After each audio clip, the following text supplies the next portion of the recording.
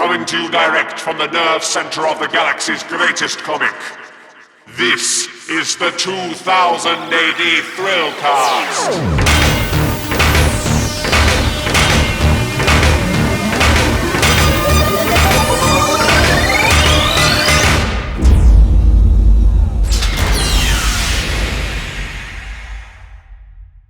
Borag Thung, Earthlets, and welcome to the latest episode of the 2000 AD Thrillcast Lockdown Tapes. A bit of a different one this time because by the time you listen to this, I shall be on holiday. So we're having a bit of a blast from the past. A few years ago, we had a mega long chat with Dredd co-creator John Wagner.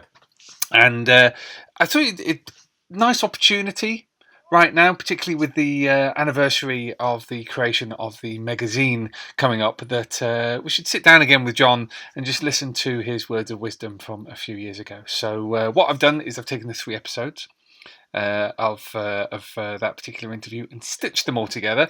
Now, certain elements of that will be out of date by now, and also there's a lot of background noise. We were in the pub for a significant amount of this interview, it has to be said, so apologies for that. But it'd be really interesting to hear John's words again in the context of what has followed in terms of his writing, and words of wisdom from the master himself. So apologies if you already listened to this. Do revisit this interview because it is fascinating. But a great opportunity to listen again or to discover the interview for the first time. I am off to the deepest, darkest realms possible with a pile of books as tall as myself and a big old bottle of whiskey. So until I get back, take care of the place, don't trash it, and take care of yourselves. Splendid Verthrig, Earthlets.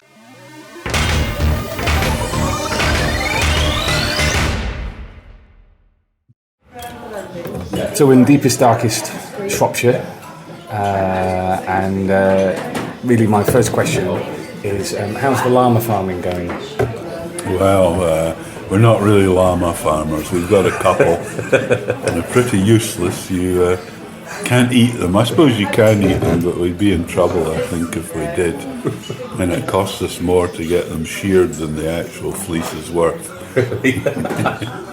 But my partner Jenny is now carding it, washing it, and spinning it. Right.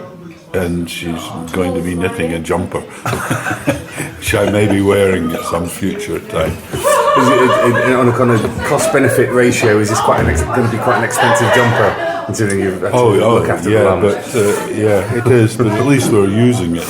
True. Yeah. And it's like the hens. You know, I used to keep 25 hens. Right. And I thought I could make a little industry out of this, but I ended up subsidising all the neighbourhood with my eggs. So I gave that up. Actually, the fox helped me. He took away 15 in the space of 3 weeks. Blimey. The countryside. Yeah. An interview with you has been one of the most requested interviews that we've had since we started doing the podcast a year ago. So thank you for sitting down, taking the time to chat. I kind of wanted to start at the beginning because you are American.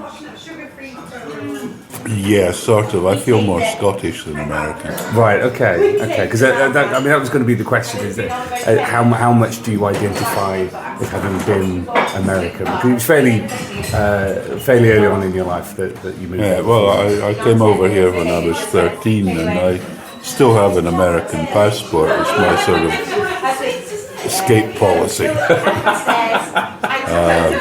My little kit. Right, yeah. But I have no real intention of ever escaping because I love Britain.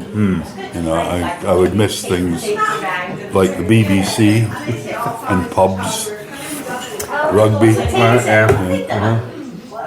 2000 AD. Hey, there you go. you can of course get 2000 AD in the States, really. So the reason I wanted to ask about that was because, and we'll talk a lot more about Dredd as we go along.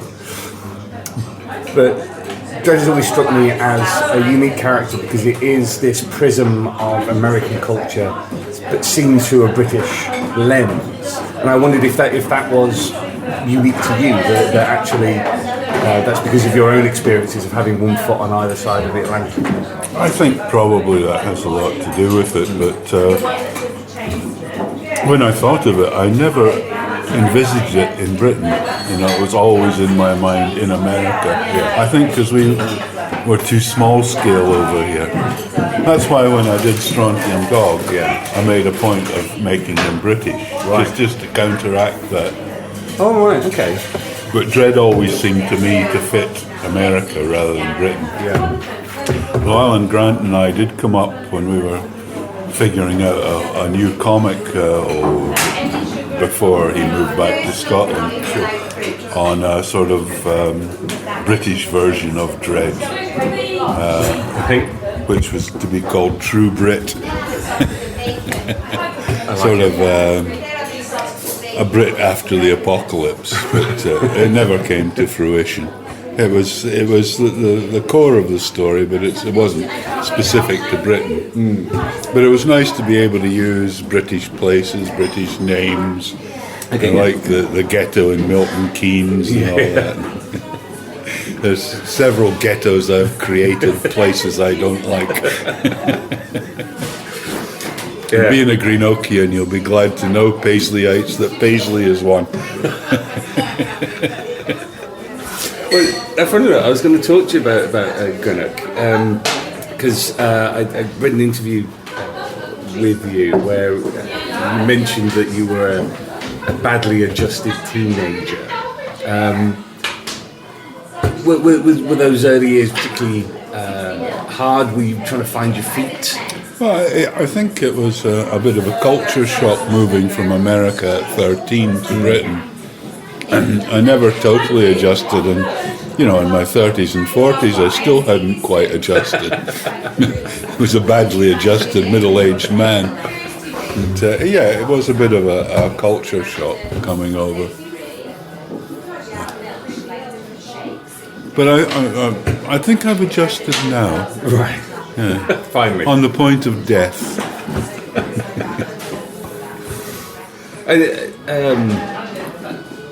So you're a young lad trying to find your place in the world. And before you started at DC Thomson, what kind of things were you doing? Where was life leading you at that point? Well, I was working in as a printer. When I left school, I had no interest in the future at all. Right. And I was just kind of existing and thinking about going to the pub and wasting my life away. And I hadn't really thought much about the future. And I got the first job really that came along, which was as a quotation marks young executive at a small-time printing works, which after a month or two became quite apparent it was never going to go anywhere. And it was fortunate that I was living in my aunt's house, and I think she had had enough of this randy, smelly teenager hanging about the house, smelling up the place, and she brought me this advert from the Evening News for editorial assistants at DC Thomson's in Dundee, and she said, "Here, John, why don't you go and live in Dundee?" Nudge, nudge, out the door. Yeah, I'm probably maligning her, but it was a good thing for her to get me out of the house. For all of them, it was a good thing that I was gone, and for me as well. Right. So I applied for the job, had an interview in Dundee, medical in Glasgow, and I got it. Of course, before you go to DC Thomson's, can you get this all in the background? Yeah. We're having a time here, believe me. Before you go to apply for a job in DC Thomson's, you get briefed on it. You have to get a brief. If you didn't, you could fail miserably. Like, the newspapers you read, well, you read right-wing newspapers. You read the Express and the Herald, maybe, and the Times. Yeah. You don't read the Daily Record. You're not a Catholic. You're white. Yeah. You know, maybe it's changed now. I hope it is. But we used to joke that what DC Thompson's wanted was this perfect identikit token employee who was black, Jewish, Catholic. Everything that they didn't want. But it was a good place to work. I have happy memories of DC Thompson's. Now that there's a certain distance between us. Well, I was going to ask about that because this is an interview that you did for the Arkansas That's fanzine way back in the 80s. And I'm very indebted to the person who passed this on to me. I think you're right in that time has possibly softened, Mellowed. because where is it? I'm sure there's a certain vitriol.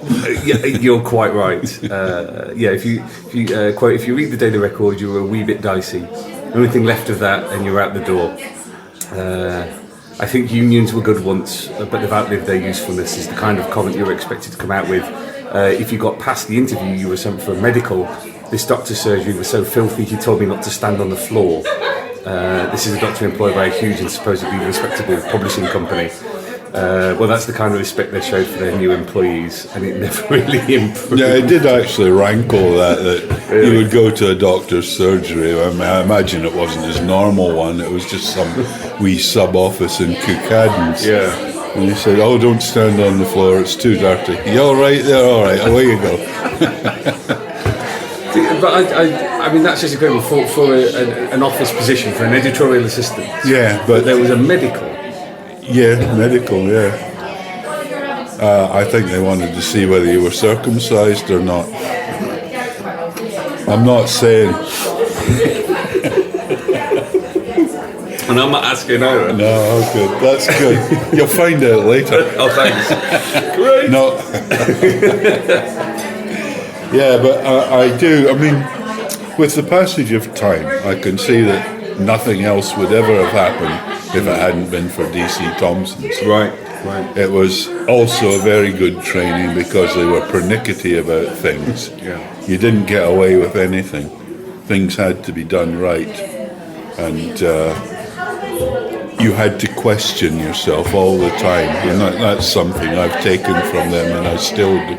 Like I write and reread scripts and keep reading them, and any idea I come up with, I question it and say, is there a better way of doing this? And how can I find that? That sort of tripped Alan and me up when we were doing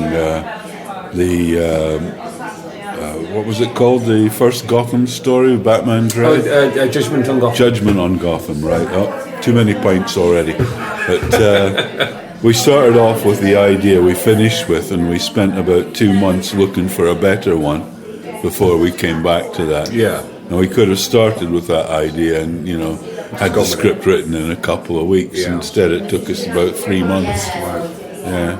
It was a wonderful story when we had Alan on the podcast.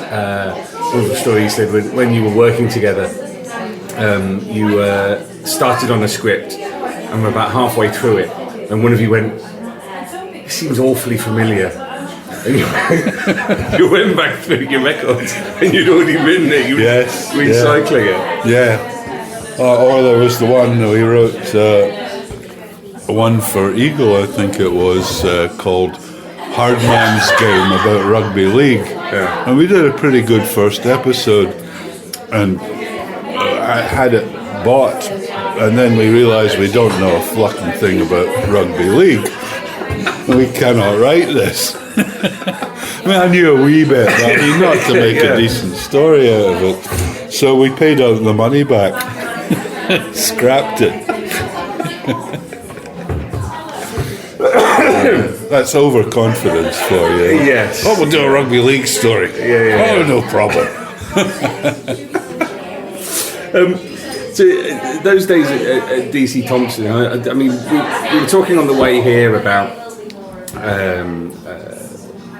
my background's in local newspapers, and it was always plagued by the sub-editors who knew the spelling of everything, the correct grammar for everything, or at least they claim they did anyway.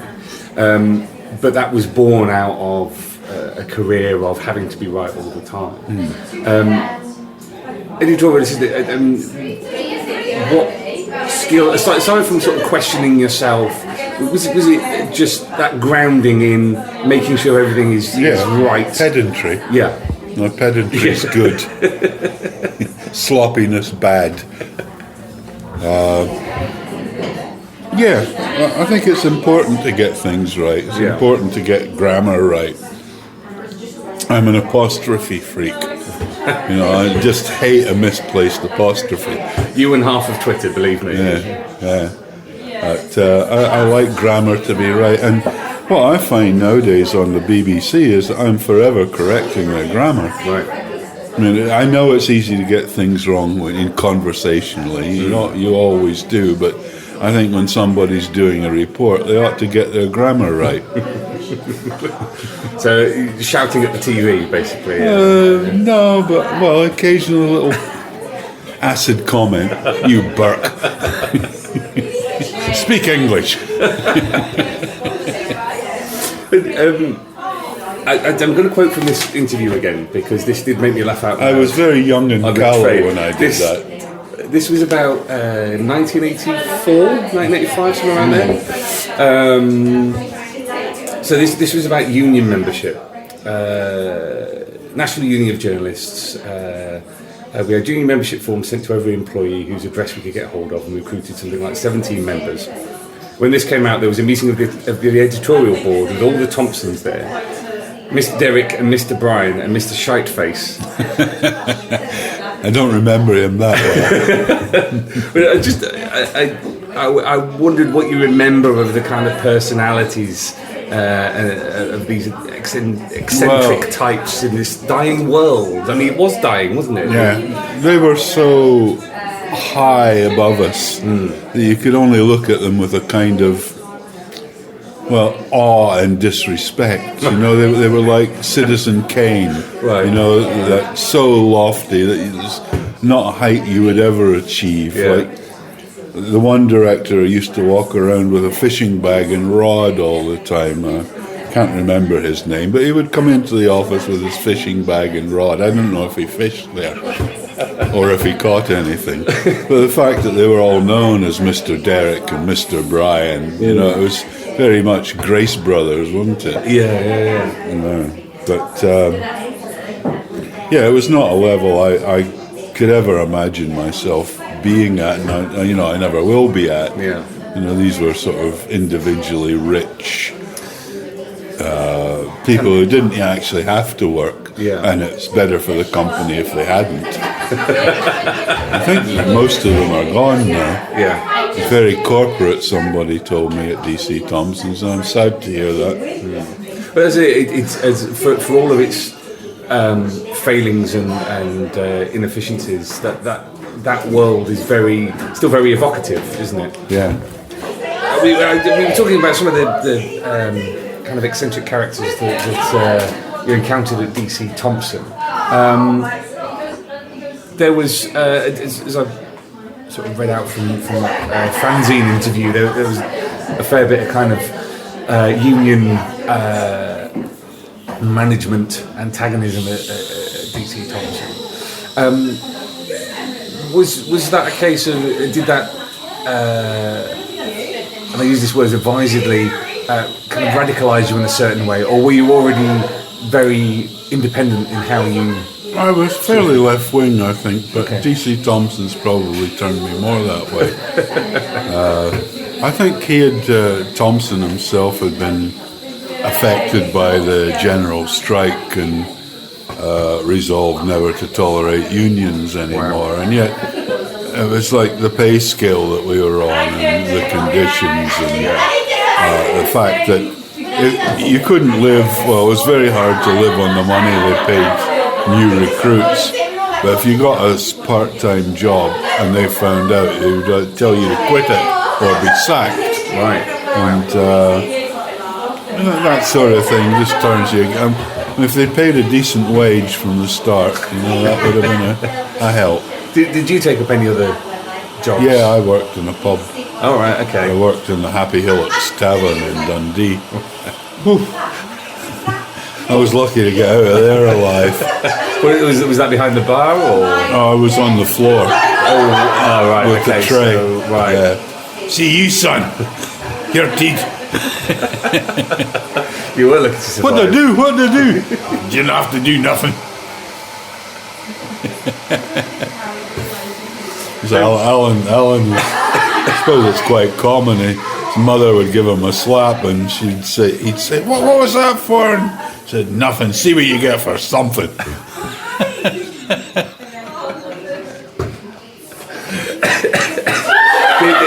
Did they ever find out that you had another job? No, they Right, didn't. okay. No. Well, I don't know. They probably didn't find out. No, because none of them would go into the Happy Hillocks. In terms of the work that you were doing at DC Thompson, that was general editorial work, kind of getting scripts in, checking them over. Yeah, I worked in a department called Fiction, where we got all submissions Okay. to read over and send back or pass on to other editors if we thought they had any promise, and we had to prepare serials for the newspapers, Right. usually from Mills and Boon books, and also in I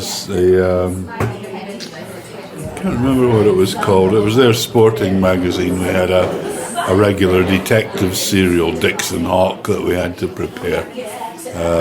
Pretty much that sort of thing. And you had a weekly spell, every so often you'd have a week listening to Woman's Hour on the radio and doing a report and sending it round to all the editors just to keep them up to date with things under discussion and Women's issues. yeah, well, issues generally. They're not always women's, but yeah, women's issues. That was pretty much it. Right. Okay. And how did you come to meet Pat Mills? He came in to work under me in fiction department. Right. I had to slap him into shape. But anyway, I was languishing in fiction department for a year at least, because other editors would draw their staff from fiction department. Right. Okay. And nobody wanted me. Pat went pretty quickly. He went to Romeo. Yeah. But he couldn't escape me because I went to Romeo after him and became his chief sub-editor. Although he knew more than I did about it, I didn't know what the hell I was doing.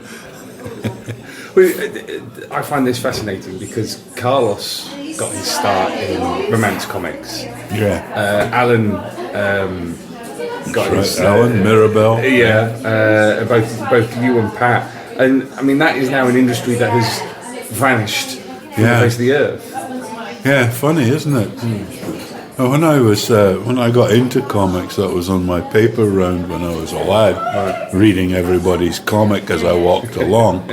I read the boys' comics then, but when I stopped my paper round, my sister started getting the girls' comics, and I read them after her, and they were even better than the boys. Really well-written stories, good characterization, good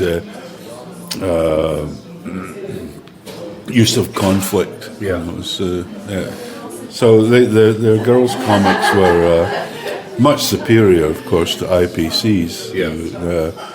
But yeah, all those comics are gone now. The only one left, really, proper one, is 2000 AD. Yeah. It's sad. Back then, there were probably about 30 comics every week being published, and guys that are drawn for fanzines or can't get a job, they'd have been working then. There's guys that can really draw that just can't get a job drawing because there's no outlet for them. But back then, they'd have all had a job. It's like the guy I'm working with on the new comic Rock of the Reds, published in March. I'll have some copies at London in February. You get one of those. Well, that's London 27th, 28th of February. Come on, come all. But, I mean, Dan, my artist, he'd have been working as an artist. Yeah. You know, he's good. There's so many good artists that can't get work, and good writers, I suppose, but I don't care about them. Kick the ladder out from underneath. Yeah, oh yeah, sod them. So you met Pat at DC Thompson, and you both ended up on Romeo. That's right. How did that transition go from you having that kind of manager-underling relationship to working in a shed at the bottom of the garden? Well, I don't think there ever really was a manager under, because Pat had been there 3 or 4 months longer than I had, Sure. and I was the novice, even though I was ostensibly the chief sub-editor. He was better at it than I was. Yeah. And he made a decision that he was going to go freelance. So the arrangement, and I thought, well, yeah, it's quite a good idea. And the arrangement was he would go freelance and I would continue working to support us while the whole thing was going. Whether or not I actually offered any real support, I don't know. But that's how it all began. And once things got established, I then quit and went to join him in a shed across the Tay. Not living. I had a place in Dundee. I did briefly have a vision of a kind of Bert and Ernie kind of. It was kind of like that, yeah. It was rough because it's tough getting started in this game. You never know where you are. You don't know where you are with your editors and how good your stuff is and whether you're going to be able to make a living. So it is hard. And there were tensions between us. But I mean, we'll come on to that. Up until this point, you'd really only been rewriting Other people's stories, yeah. So it is quite a leap. Pat had done a couple of stories for the comic. Right. And I think everyone thought they were as good as what was being published. Right. His stuff was good, and so that gave us confidence that he could make it. I don't think I'd ever. My flatmate was a sub on Topper. Oh, right. And we used to lie at night in the same room. Right. How rough it was. A real Trying to figure out Beryl the Peril scripts. And I would think up them and he'd say, no, that's shite. Can't you do that? That's rubbish. That's no good. And, no doubt he went and wrote them up himself the next day.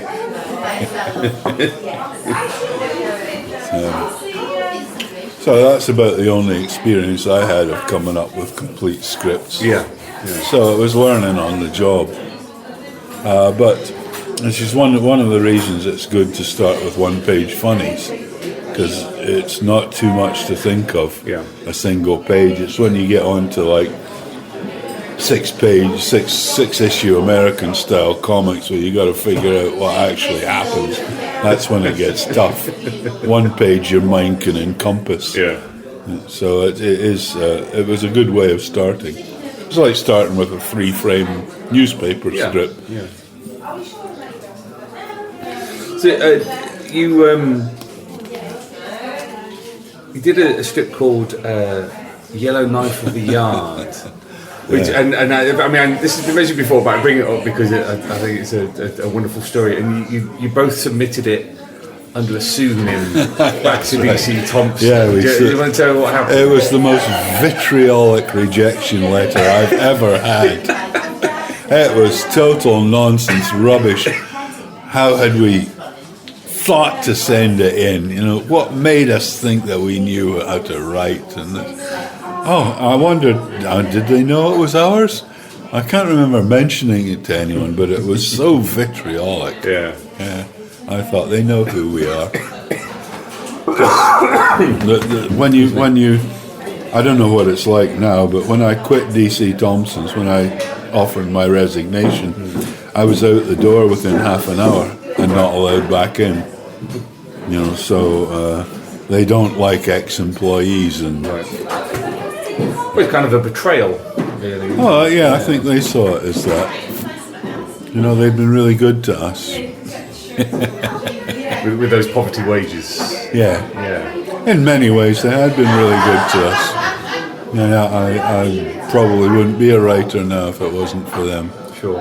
But it's kind of that. I don't like using this phrase, but that kind of school of hard knocks kind of way of learning a trade is you kind of you either do it or you don't. Yeah, that's right. You sink or swim. Yeah. And mind you, they kept some people on that I thought should have sunk.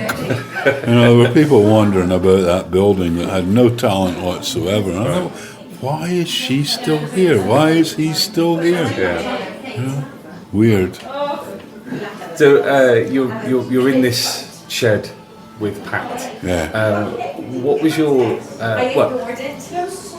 you mentioned in that Arkansas interview that eventually that relationship nearly came to blows. Yeah, it was just the tension. So. Right. Was that what was your working relationship like? Because No, it was pretty good, Yeah. really. Yeah, Pat and I got on pretty well. Although I always thought he and Angie, his wife, ganged up on us at diplomacy. You couldn't play a game of diplomacy with them, but at the end you knew they were going to team up. But no, we got on pretty well. It's just, it's difficult starting up. And also, in many ways, writing's better done on your own. And sometimes it works. Comedy, it works really well, having a partnership. But anything with an emotional content, it's easier to do on your own, because then you don't have to explain everything you're thinking, and the other person doesn't have to explain things to you. It's much. It's a difficult thing to do. Comedy, it always helps working with someone else.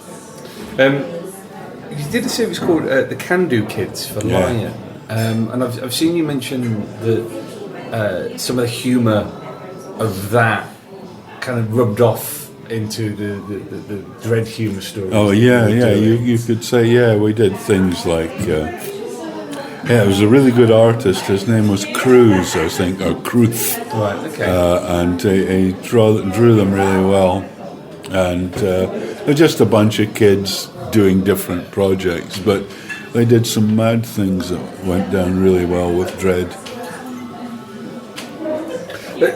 I mean, that's one thing that I wanted to touch on was this sense of humour that runs through all of your stuff, even when it's not meant to be funny. Yeah, I find it almost impossible to keep humour out of a story. Well, I think it's fascinating because that sense of humour is very dark, twinged with, no offence, but a little hint of sadism.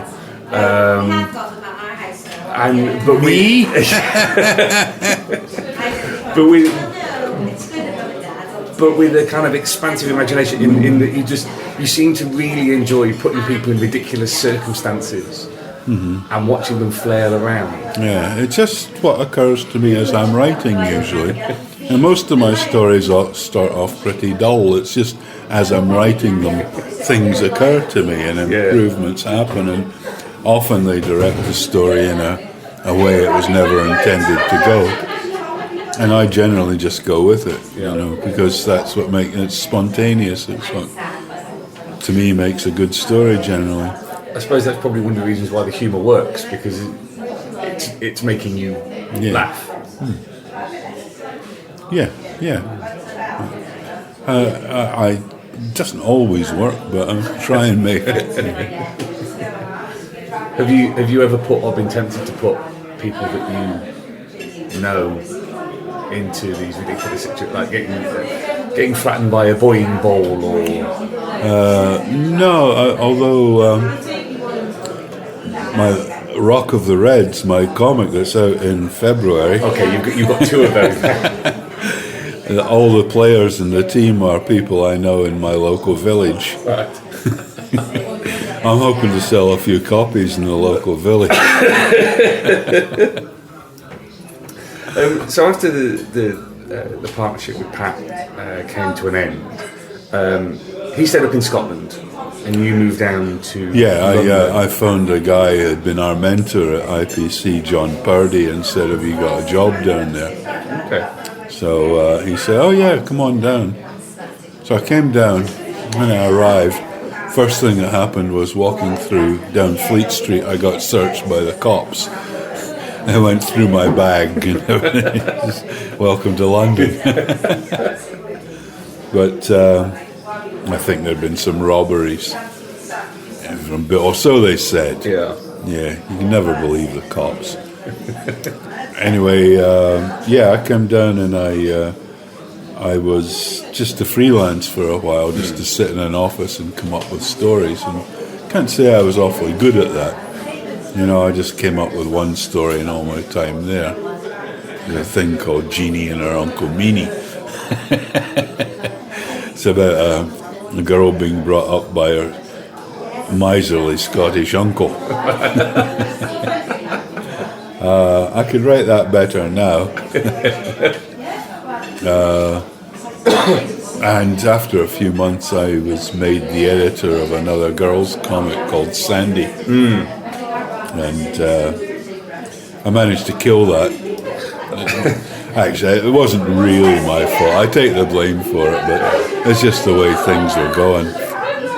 And before it closed, they lifted me out of it and put me in charge of Princess Tina. And I really did kill that. No, I really messed that one right up. But and by then I had had enough, so I decided I would quit journalism. Right. And Alan had gone up the year before to caretake a mansion in Cromarty. Okay. Called Cromarty House. Yeah.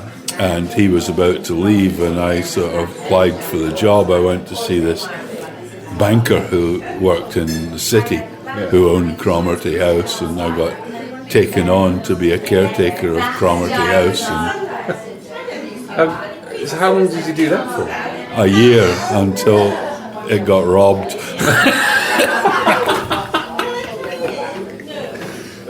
Well, they didn't pay any money for this. Right. You know, I suppose they thought I was going to be pursuing a freelance career, but I didn't want to freelance. That's one of the reasons I went up there. I just wanted to get out of it. So I didn't freelance, and I didn't have any money. And in the end, I had to take a job working on a dredging barge that was dredging the Firth so that they could get the oil rig that they were building in Nig out of the Firth. Oh, wow. Yeah. Okay. So while I was doing that, working nights, somebody robbed Cromarty House. They took all the lead off the roof. How did that go down with your employer? They were very understanding. I was gone quite soon after that. quite reasonably, I suppose. I don't blame them. So you did that for a year? For a year, yeah. Before that came to a close. And then was that straight back to freelancing? No, I towards the end of it, I thought, well, you know, it's an awful lot easier to write a script than it is to spend a night on a dredging barge. And so I started writing scripts again. You know, I could make my weekly wage in a day. Right. You know, just writing a couple of scripts. Yeah. So I went back to that, and then I moved. When I got sacked, asked to leave, sacked, I don't know. One or the other. Yeah, but when I left, I went back to Dundee, and I didn't know where to go really, so, and freelanced for a wee while until I got a telegram from Fleetway saying, you know, Pat, I don't know, it was from Pat or John Sanders saying, all is forgiven, come back. And they wanted me to work with Pat to originate Battle Picture Weekly as it became. So I was quite glad. I'd had enough from Dundee. I realised I'd made a dreadful mistake, and I was accepted back into the fold. Right. So back down in London. Down in London, yeah. Nice flat in Finchley. Oh no, I didn't actually. Horrible flat in Camberwell New Road. Was that the one you shared with Steve McManus? Yeah. The whole building would rattle as traffic, you know, it was shaking all day. Steve and I, we took this flat together. I think it lasted about a year and a half, something like that, maybe a little longer before I decided I had to go and live in the country. And I've lived in the country ever since. Really. Right, okay. So you came back down to work on Battle. Where does Valiant sit in all of this? After I quit Battle, I did a short spell as the script editor on a new girls comic, right? Okay. Which I was crap at and not really interested in. And then they offered me the editorship of Valiant. Right. Okay. So we'll come back to Valiant. With Battle, reading. I mean, I've written some of these articles. Reading articles about battle and action and that period, it kind of evokes this sense of, you know, young Turks coming in and upsetting the apple cart and doing their own thing and being young and gritty and that was it. Yeah. I think that's pretty much what it was. And offending everyone, irritating everyone, making enemies everywhere we went. Because it was we worked for Purdy. He was the girls' comic man, and we were moving in on the boys' comic territory, and understandably they didn't like it. Yeah. We also thought what they were doing was wrong, poor, stale. They thought what we were doing was too violent, but we won. I remember one Christmas. Some of them presented their criticisms, you know, quite reasonably, saying, I don't like what you're doing, you know, I appreciate you've got talent, but I don't like what you're doing with the comics. And I would say, you know, well, yeah, but I don't like what you're doing with them either because they're boring. Yeah. And, you know, we wanted, like in a war comic, we didn't want Captain Hurricane bending tank barrels with his teeth and stuff. We wanted real grittiness. We wanted to bring over what war really was to people. We wanted to show people dying, show pathos and trauma and everything. And sometimes, we did go too far. I certainly did. But I thought it was a more honest approach to war, rather than glorifying it and making a joke of it. There was a kind of deeply paternalistic attitude in those old war comics. The kind of, you know, we were right and daring and tally-ho and all this and the other. We were quite jingoistic as well, but at least we were still prepared to do, like Jerry Finley Day's Hellman, a story about a German trooper. And I remember when Battle finally came out, we wanted to give away a sheet of stickers, and we wanted SS stripes on them, and the IPC lawyer hit the roof. He was not having it. He was an old, you know, ex-major and everything. Bloody atrocious. He won. I guess quite rightly. We just wanted more energy in a comic, more veracity, and is that the kind of privilege of youth to be able to come in with energy into something essentially controlled by older men? It's the brashness of youth. I don't know about privilege. You don't care. You want to do what you want to do, and what the fuck do they know? You know, sure. These old farts. Listen to them, Pat. Oh God, we're going to have to get this past Perry Mason. His name was Peter Mason. He was known, of course, as Perry. Of course. And of course, John Sanders, the managing editor, sitting back there enjoying the to and fro of everything. He obviously knew that Perry was going to win. But Battle did very well. It was supposed to be a rival to Warlord, so in some cases we we did equivalent stories, like they had Union Jackson, we had D-Day Dawson, which was actually a better idea. I think it was actually Jerry Finley Day's idea, Right. D-Day Dawson, and he wrote it, but it was an excellent story. He always seemed to be much more in his element with war stories. Yeah. I think Jerry had a problem actually putting things down on paper, but his ideas could be very good. Right.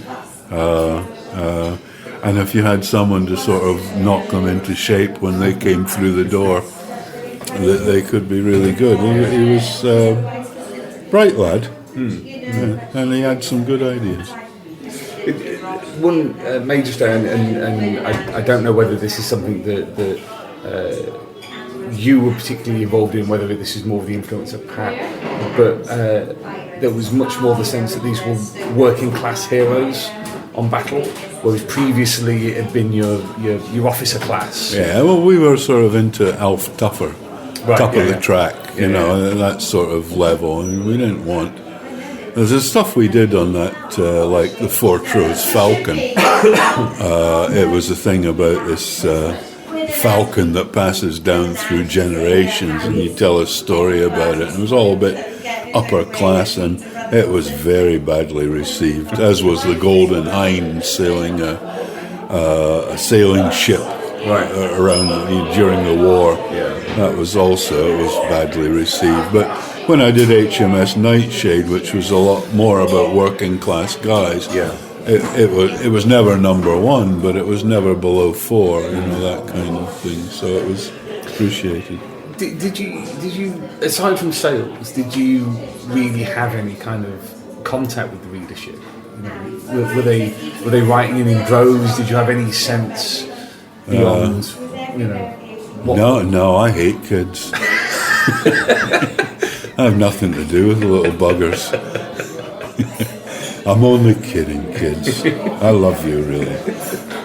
No, I think the first time I remember getting I had feedback from MPs and stuff complaining about what we were doing, but I think the first real contact I had with a reader was a letter Alan and I got when we were working Judge Dredd, and he signed himself Chopper. Right. And from Chopper, that little letter sprang a whole character, a whole series. Right. And there was something about the lad that we liked, and we put some of his character into Chopper. Yeah. But apart from, I was divorced from the readers. I didn't, I was just trying to create good stories. It's notable that in comics now, especially, there's unless you're doing creator-owned stuff, there's a significant divide between editorial and writers. In that it's generally encouraged that editorial don't dip their toe in their own comic, as from a writing point of view. But with Battle, you and Pat you weren't just putting it together, you were writing the things. We were writing, yeah, and everything we did after that, we wrote them, but the main thing was you didn't pay yourself for them. Right. If you wrote it, it was for free. Yeah. And that way you avoid any kind of corruption. Sure. So, there was no problem writing a story as long as you didn't invoice. And in terms of kind of the creative checks and balances, when you are in a kind of editorial partnership, at least there's somebody sat on the other desk to say, actually, I think that's the wrong decision. Yeah, that's why it's all the one really good thing about working with somebody. And I'm sure artists find the same thing if they're working with another artist, like an inker and but you have an instant editor, someone to quash your stupidity. And I mean, it's great that your relationship with Pat had survived whatever tensions had been when you were writing together. Yeah, it was water under the bridge, really. And it wasn't that serious. It's just, a little flare up, and I thought, when I found us standing face to face, sort of fronting up, I thought, an end. It's got to end. Because I thought you'd have punched the hell out of me. you moved on from Battle, as you're saying, to go on to do Valiant. Yeah. We'll talk about that in a second, but while you did that, Action came around, which was a comic you only did one strip for. Was there ever an offer for you to come in on that editorially? No. Right, okay. Well, the management, they liked Pat. They didn't really like me. The only reason they pulled me in on Battle was because Pat wanted somebody to work with. Right. I wasn't their blue-eyed boy. I was never their flavour of the month. Was that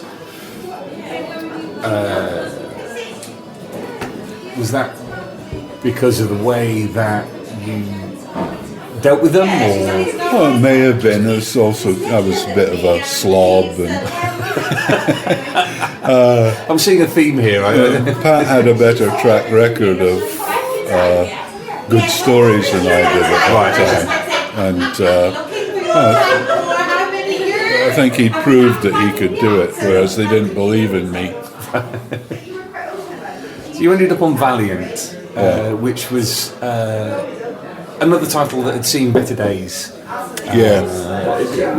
Were you being given a ship to turn around, or were you being put on a... I was given a poisoned chalice. Right, okay. Well, for a start, there was no money to put into the publication. Yeah. I had, let's say I had staff that I kind of had to train, rather than somebody I could rely on there. Yeah. And so in a way I was doing most of the creativity myself, just on my own, which was quite hard when really I wanted to be in the pub. I introduced 2 or 3 news stories that it was stale. Yeah. That's what Valiant was. It was stale. They had characters like Billy Bunter. They had Captain Hurricane, who was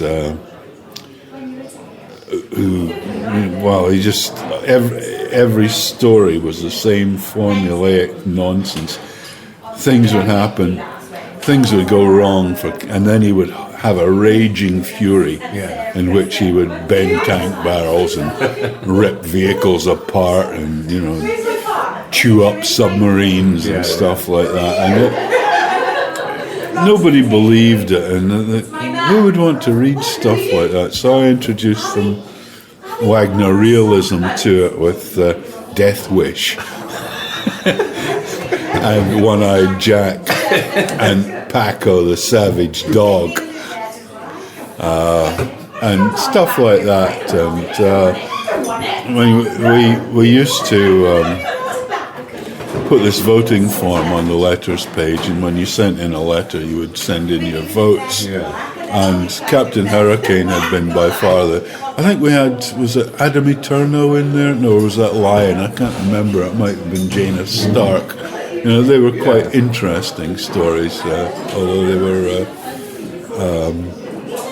they were maybe past their sell-by date by then. Janus Stark was the stretchy Victorian he was an escapologist. I remember him. It was nicely drawn. Yeah. Very old-fashioned looking, but I think we had to use reprint as well on that, because half of the comic was reprint. Right. So there was little room for... I had to choose the reprint. I think we used Captain Hurricane and Bunter and Adam Eterno or Janus Stark, whichever one was in the comic. But the stories that I originated sort of doubled the votes of the most popular one before that. And the one that really scored was One-Eyed Jack. He was the Dirty Harry lookalike from a New York cop, but was just this far away from being bent. Not bent in his methods, rather than an honest, upright cop. But I think there's no better analogy of the changing tastes of kids in the 1970s than going from a formulaic World War II style character to a gritty New York cop. But that's why DC Thompson's stories were always more popular, and DC Thompson's comics more popular than IPC. I mean, they had all sorts of marketing ploys to keep IPC comics up there, but DC Thompson comics were basically better, and they were more relevant, and they weren't so formulaic, and they had a lot of creativity and intelligence in them, whereas IPC stories were just done by rote, the same as last week, only the names have been changed, that sort of thing. What sort of readership did you have on Valiant? Well, you mean the numbers? I don't know the numbers, but I can tell you that on Sandy, the girls' comic that I edited, I think they closed it down on 180,000. Now, you would kill for 180,000. We would literally murder people. Yeah. For that kind of section. Yeah, mind you, it was selling for 3p pence. Yeah. You know, and that was the difference. They were cheap. Yeah. They had to sell in these quantities. I don't know how many Valiant was doing. Probably about 45. Right. Wow. That's a guess. I mean, even in comparison to now, that's still huge. That's huge. Yeah. You described it as a poison chalice. And with having to choose a certain amount of reprint every issue, it sounded like the cards were stacked against you on it. Well, it was going down. Yeah. They knew that when I took it over. It was eventually going to be merged with something. They were not willing to put any actual money into it, to publicise it, to boost it, to put gifts on the cover, which is what was done. Yeah. We weren't going to get any of that. In the end, I think they combined it with the comic that was doing the Trigon Empire. I can't remember what it was called. Really old stuff. But it was doomed. It was doomed when I took it over. I could see that, and once again I got out before the burial. You know, I resigned, I think, in April. I thought, oh, I'd rather be freelance than put up with this. Sure. And, you know, it really, being an editor is a really hard job. I admire Matt Smith so much for what he's doing and how he keeps that all together, because my attitude to editing was that I could spend 24 hours a day, 7 days a week, and still not get something the way I wanted it. And I was spending a lot of time, and I thought, no, I'll go freelance, and then I just have to worry about me. Just do my stories the way I want, and none of the others. You know, nothing else to worry about. Let the editor worry about artists who don't turn up, and letterers who get things wrong, and management, and I could do without all that. And it's not a decision I've ever regretted. So this really was the point where you went from where you'd begun in editorial to being a full-time writer. That's right, yeah. And, well, I had enough experience by now. I'd created a few stories that, were pretty good stories. And so I think I may well have had the idea for Darky's Mob before I quit. I may not have, I can't remember, but well, that's what got me going on my freelance stuff, Darky's Mob. Good. That is a strip that, I mean, by today's standards, is so far near the knuckle that it's practically shaving the wrist. It's a difficult strip to read now, but at the time it was exactly the kind of sensibilities of what kids were after. Yeah, it was so jingoistic. And had I to write it now, I might write the same story, but the language would change a bit. And I would probably cut out half the episodes because it was quite repetitive in many ways. Okay. But I was doing things in there that certainly hadn't been done in boys' comics before in Britain. And these were the most popular episodes, like when I had them tie one of their number to a tree and to a trunk and leave him there in the jungle and walk away from him because he'd stolen the anti-Shiga serum. I had these old encyclopedias.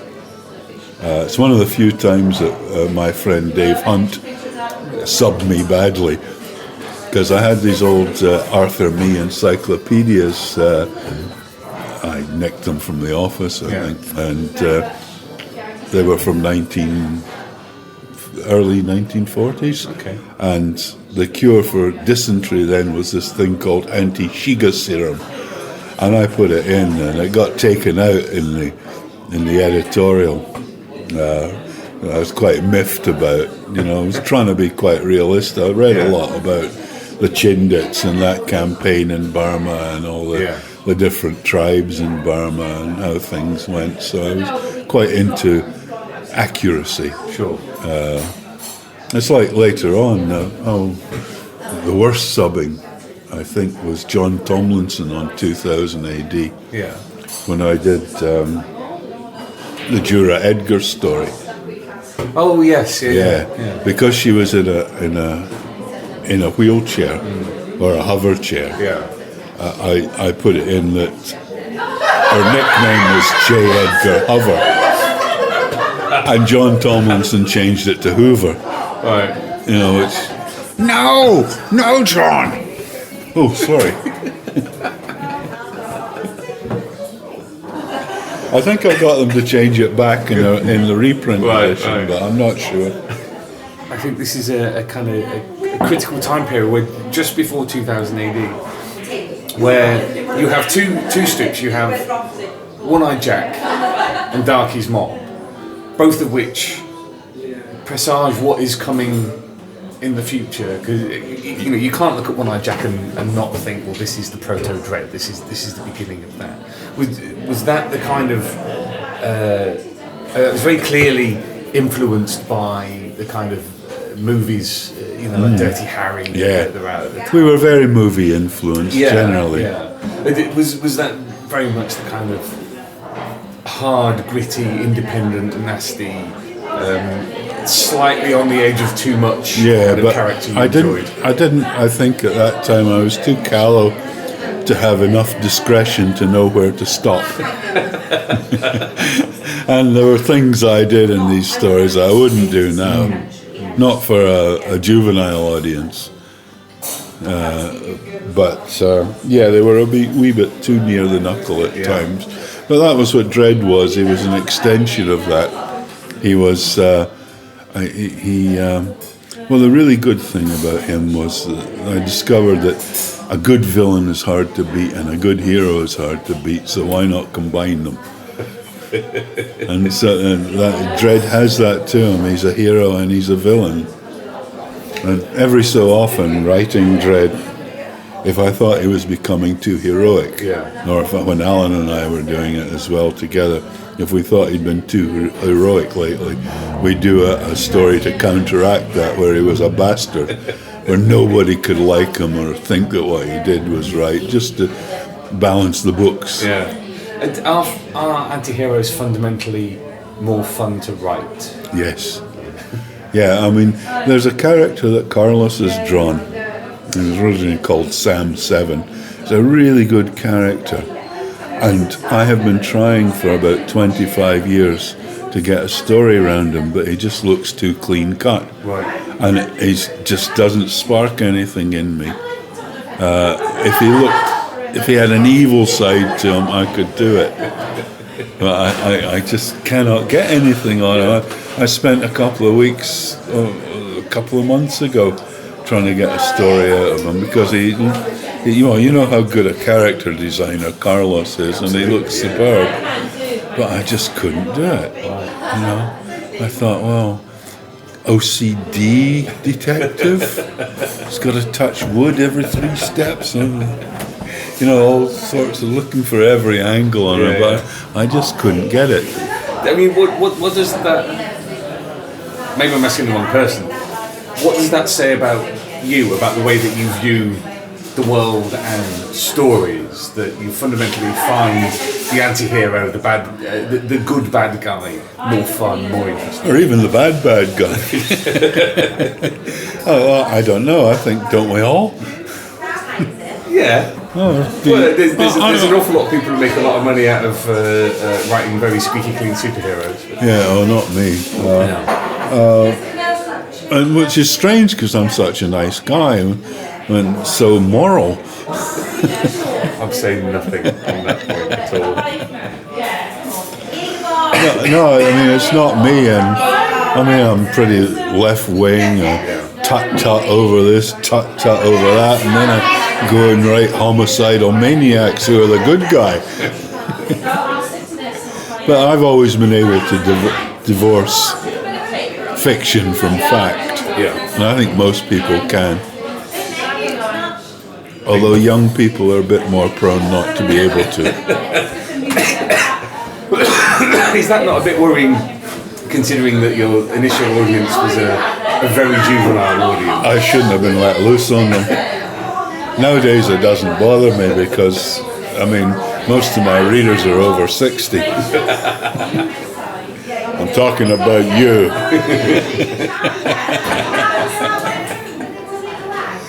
I knew you were going to see that. Don't evoke that film, whatever you do. But we've talked about your career leading up to 1977. With 2000 AD,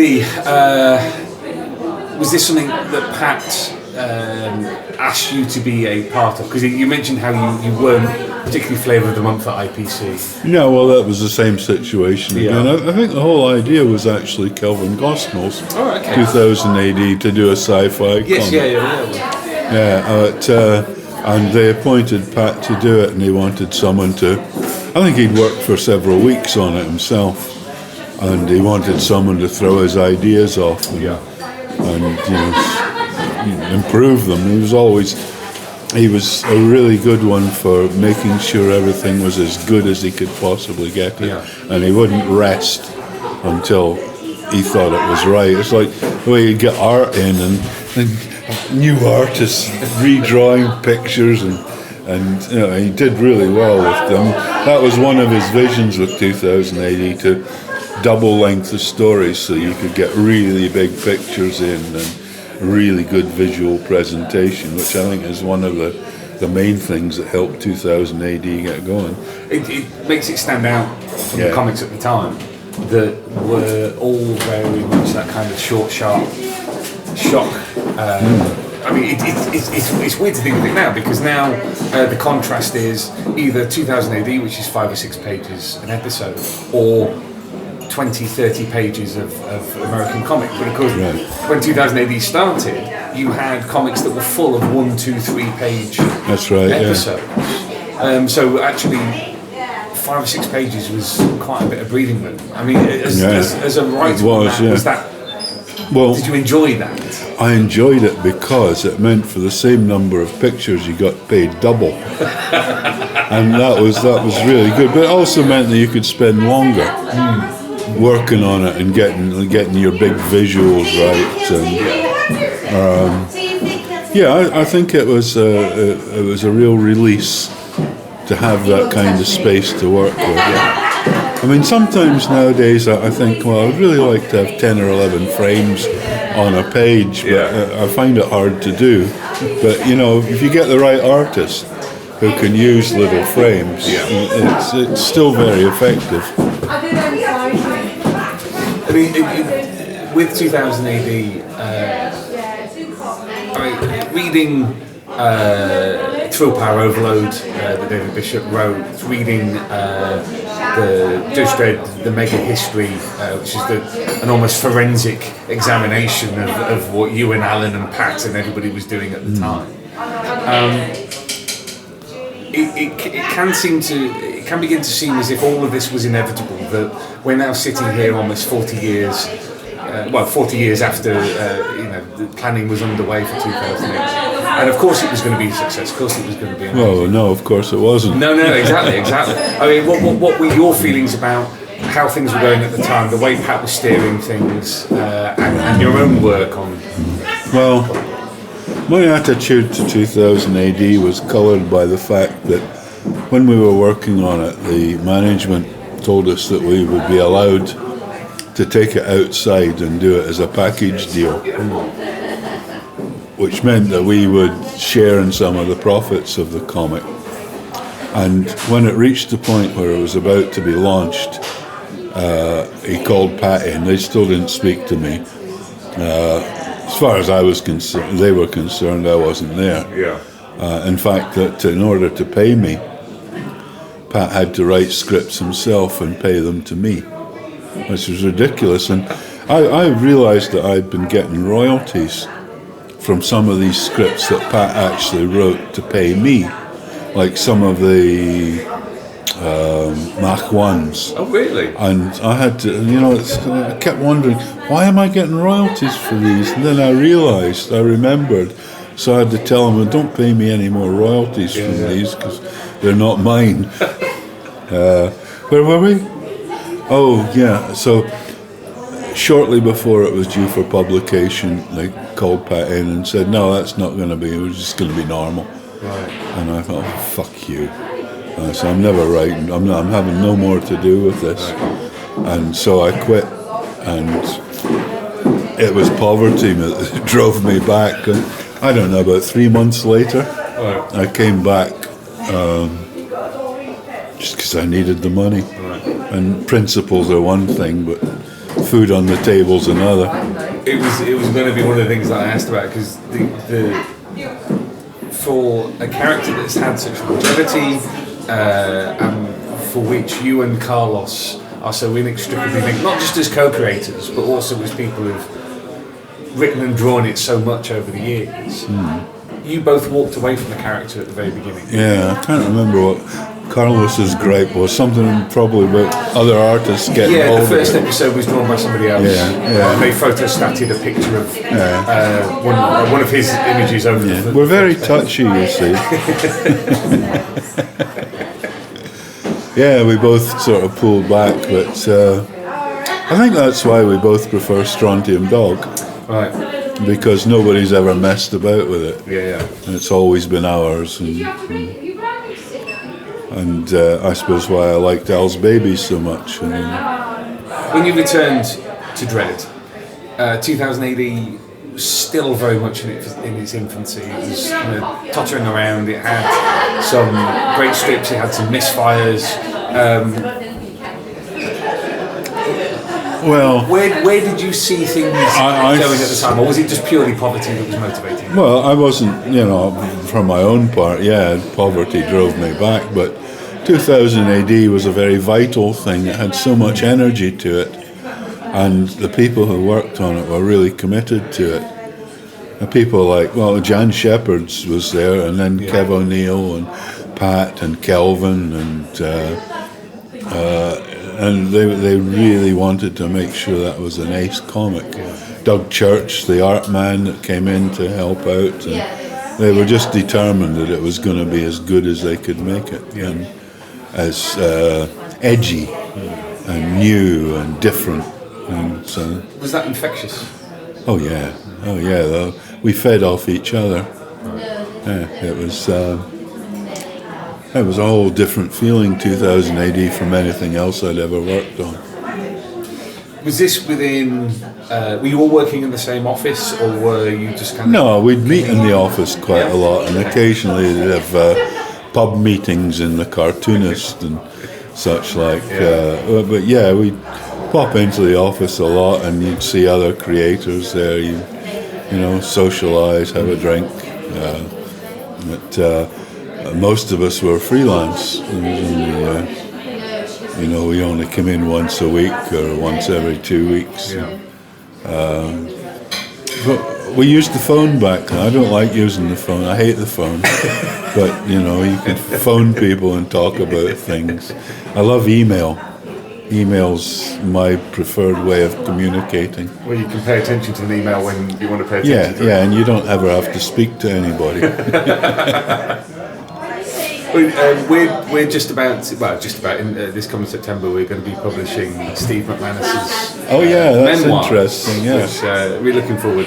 I've read them. They're amazing. The breadth of his experience within British comics is astounding. It is, yeah. but it is an experience that runs parallel to yours. And one thing that really came out of both his recollections on the podcast and also in his memoirs is of that community, is of the sense of everyone being colleagues. In many ways it was a mutual admiration society, Right. because some of the artists were just, to me they were amazing. I'd grown up with this idea that all the artists came from Spain and South America and Italy, and here were these British artists, young guys turning out absolutely brilliant stuff. And it was just, and even the art guy like Kevin O'Neill as an art editor, he was so imaginative and he was putting so much into that. But it was a joy to work with people like that. McMahon and Bolland and Carlos and Ian Gibson. And out of it, lasting friendships that have continued. Some. I'm friendly with most of them, but none of them I would say are good buddies. Alan, Cam, Carlos, and the rest of them I'm friendly and well motivated towards, but we don't get together. Well, it's spread to the four winds most of it. Most of you. Did you have much interest in science fiction? I was reading science fiction back then. I suppose that was my sci-fi period. People like Frank Herbert and what was his name? He wrote John Brunner and Philip K. Dick. John Brunner wrote Stand on Zanzibar. Yes. Yeah. Philip K. Dick I thought was brilliant for 3/4 of every novel, and then it all fell apart. But I loved him. Yeah. And there were lesser lights like Robert Heinlein. I never really took to. I thought he was and Harry Harrison. He was okay. He was a bit of a pulp writer. Yeah.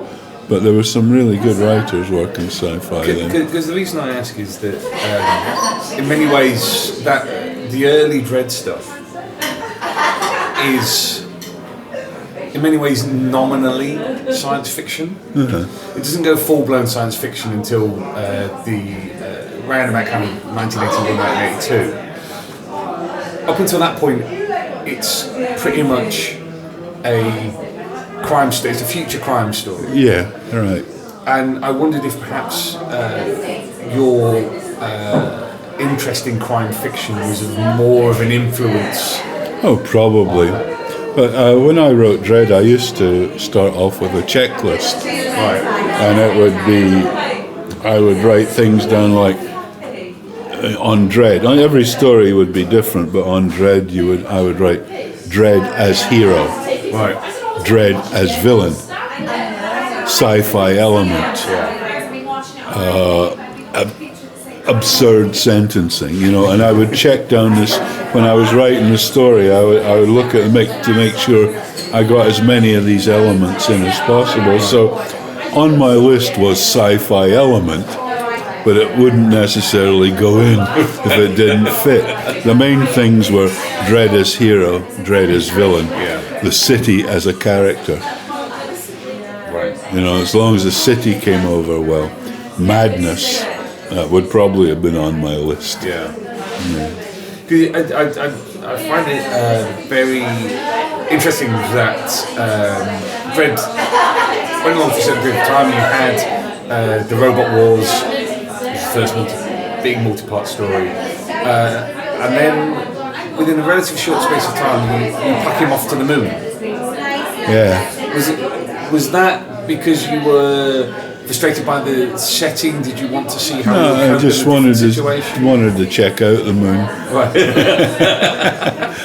see what was happening. Yeah. I don't think that many episodes of that were that good. The only one I really remember with any fondness is the Oxygen Board, which was a good sci-fi take on life today. But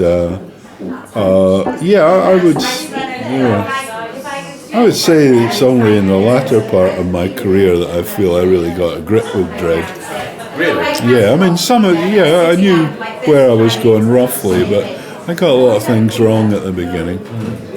Well, I was going to ask, when did you first feel that the character kind of clicked?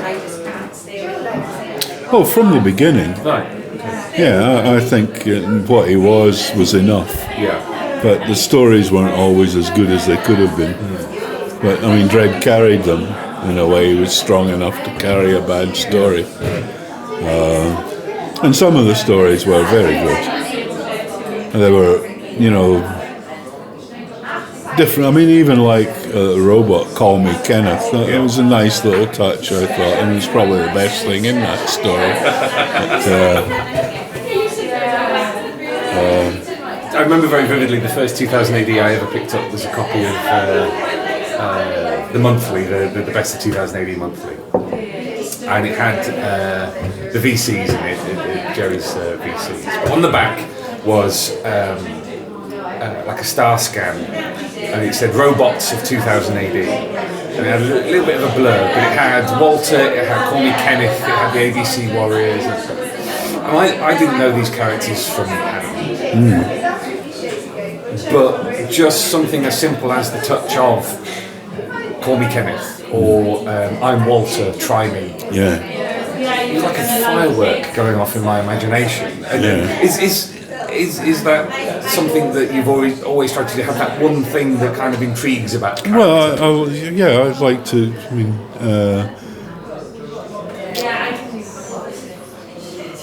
I don't know how to answer that actually. I do try and make characters intriguing and quirky. Yeah. Quirk is, things that go exactly the way you think they're going to go are boring. So quite often the stories that I write start off in a totally different direction to the way they end up. Right. Because it's one of my techniques, partly because I'm so lazy and I never want to figure anything out, that I'll start a story and see what happens. And I think it gives you more spontaneity. Sometimes it doesn't work, but I'm so arrogant, I think most of the time I can bring it off. I mean, this was the time that you started working with Alan Grant on a regular basis, often under strange pseudonyms. What was the thinking behind T.B. Grover? Well, T.B. Grover was my own, and John Howard was one that Nick Landau gave to me. He said, we'll give you a credit on this. And I don't put my name on it. So John Howard was a prison reformer, wasn't he? Yes, he was. Right, so he invented that for me. Was that a kind of an Alan Smithy kind of thing? Or was, when a movie director doesn't want their name on it? Oh, right, Alan Smithy. Well, part of my reluctance was the fact that back in those days, whenever a newspaper had a slow news day, they thought, we'll attack comics. And I thought, if my name's not on there, they can't get at me. And it was also fun thinking up stupid names to use. But Nick Landau said to me, and he was quite right, you should use your own name. You don't realise how you're doing yourself down by not using it. But, and then latterly, the editorial didn't want readers to realise how much Alan and I were writing of each comic, and so we were writing most things under pseudonyms. And we tried to make a lot of them as boring as possible, like Rick and Ron Clark. They were brothers, they did different stories, and there was Dave Spence. F. Martin Candor, he was Martin Candor. Oh no, Martin's was a newsagent and Candor's was the Ford garage in Colchester. F was fuck. It was just a bit of fun. In a kids' comic, John? Really? Well, it was rapidly becoming no longer a kids' comic, I think. That's one of the shames of it, that we don't have this continual stream of young readers coming along. It's why when I meet a child at a con, if I've got something free to give, I give them, try and get them interested in the comic. Not a child, you know, a youth. A youngster. Yeah.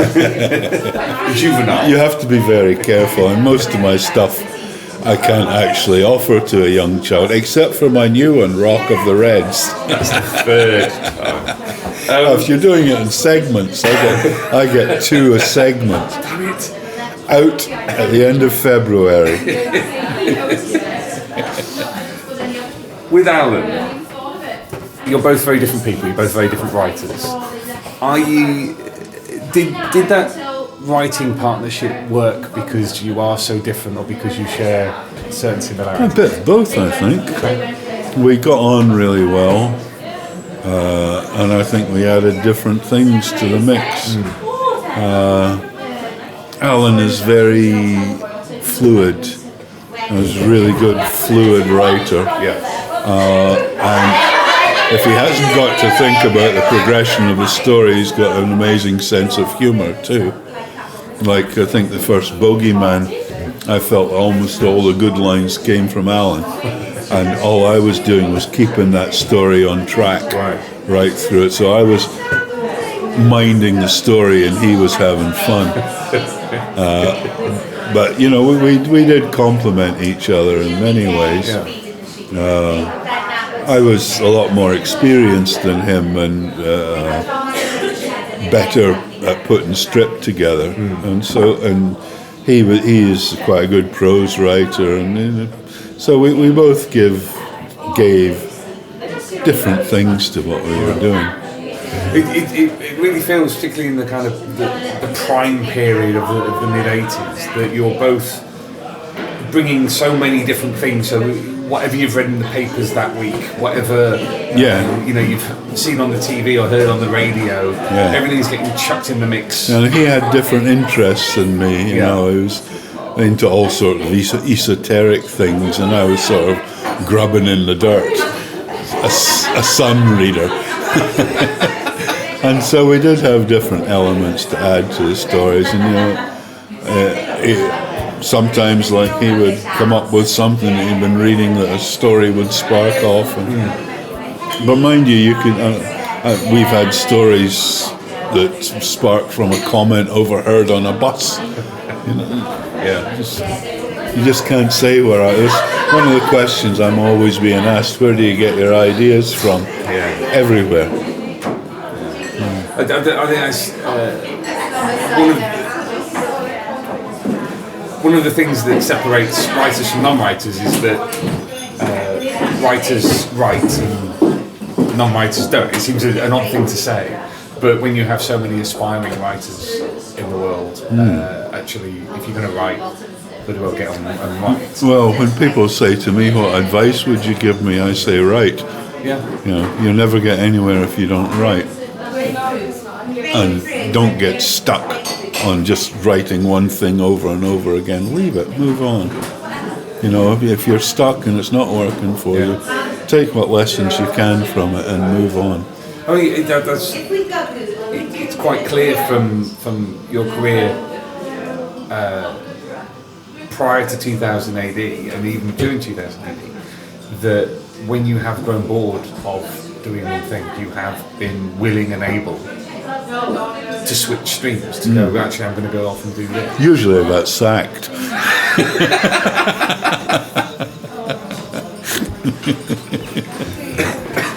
there is that.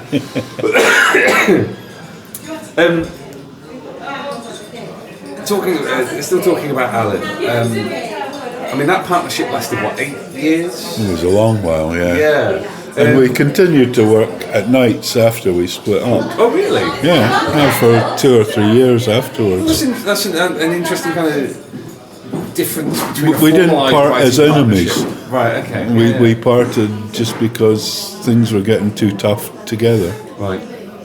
What, in terms of having to get things out, or the directions that you wanted to go in? Yeah, I think we just had basic disagreements on things. Okay. We were writing a couple of emotional things, and like I've said before, that's harder to do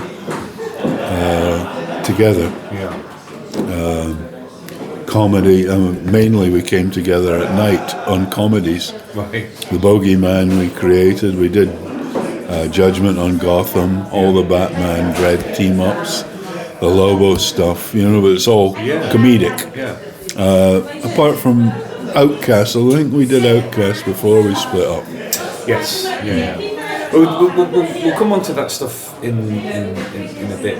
I mean, you weren't just working on 2000 AD at this point. You also did stuff for Eagle and for Scream. I mean, we're reprinting Monster later this year. Yeah. I have almost no memory of Monster except that Alan Moore did the first script. He did, yeah. We probably took it in a way that Alan wouldn't approve of. He probably had something really deep to do with it. Ours was superficial and violent. But there's just so many... Monster! There's so many strips at this point in lots of different publications when there still was this kind of twilight of what had been the British comics industry. Yeah. The fact that yourself and Alan, there were strips you had virtually. I mean, when I interviewed Alan, I mentioned one strip and he said, "I have no memory of doing that whatsoever." But that's maybe you didn't. But I don't think that's necessarily the passage of time. I think also the fact that you were doing so much at the time. It's an extraordinary, amount of work you were both putting out on a regular basis. We wrote 9 episodes in one day. Good God. Of an Eagle story, and they were good episodes too. We wrote one of the most popular Strontium Dog series, Bubo and the Bad Boys, 4-parter. We wrote that in a day. Wow. Yeah. It took us about a year to do the last American first episode, though.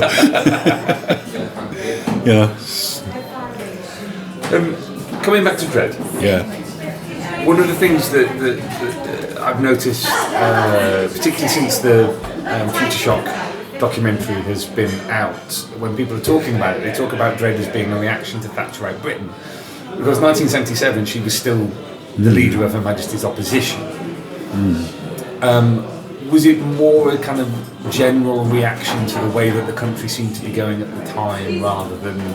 Yeah, I think so. I think we were all pretty left-wing. I mean, don't they say that you're left-wing in your youth and conservative by the time you hit the pension age? I know several journalists who've gone entirely the other way. But... Yeah, we hated rich people mainly. People like Margaret Thatcher, who didn't give a shit what harm they did to other people. Mind you, I think that about most politicians of any colour. Yeah. Although I like Jeremy Corbyn, I think he's just got to get his act right. So, we were talking about Dread, and as you've said a couple of times, your politics lie to the left.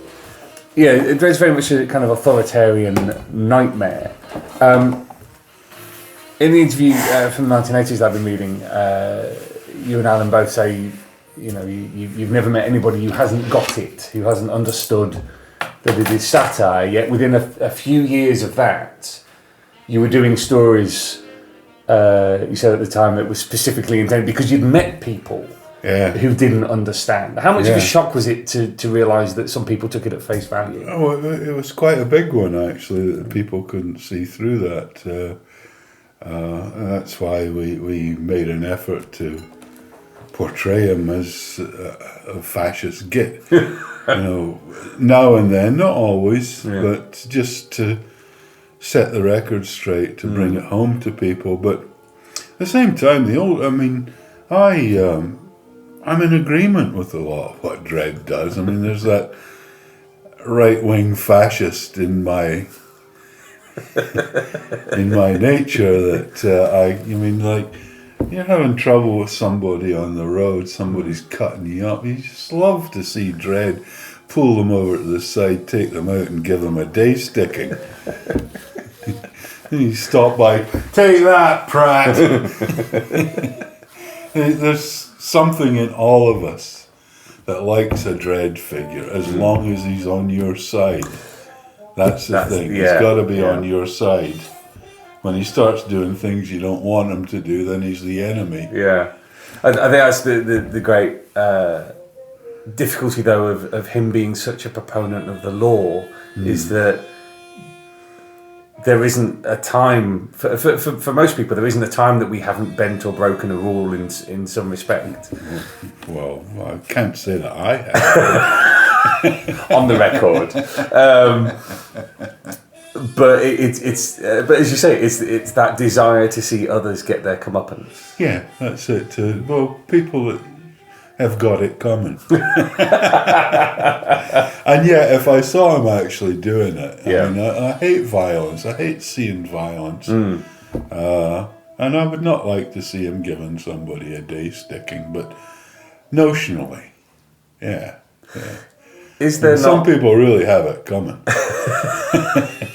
Is there not a fundamental irony in that, though, that you don't like seeing violence, you don't like the thought of violence being done, and yet Dredd is acknowledged as one of the most, if not the most, violent comics out there. It's odd, isn't it? Yeah. Any thoughts on that? I wouldn't like to analyse me. There's something wrong there. But I'm not a pacifist. I mean, like, I'd have happily taken my place in the Second World War. Yeah. Because, no, I wouldn't have been happy about it, but, you know, I'd have done my bit because what was happening was wrong. And I would probably have fought for the Iraqis when Blair was in charge. And that was wrong. Yeah. You know, it's there are times when you have to fight. You know, times when you have to stand up for what you believe in and what's right, which is, you know, one of my arguments with Jeremy Corbyn. That I think he's wrong on certain pacifist notions that he has. He can't be pacifist. Pacifist doesn't make sense. It's you just let people walk all over you. Yeah. But on most things, I'm with Jeremy Corbyn 100%. I'd like to see some good old-fashioned socialism back, even if it meant it cost me a lot more in taxes. How does this emerge in your writing?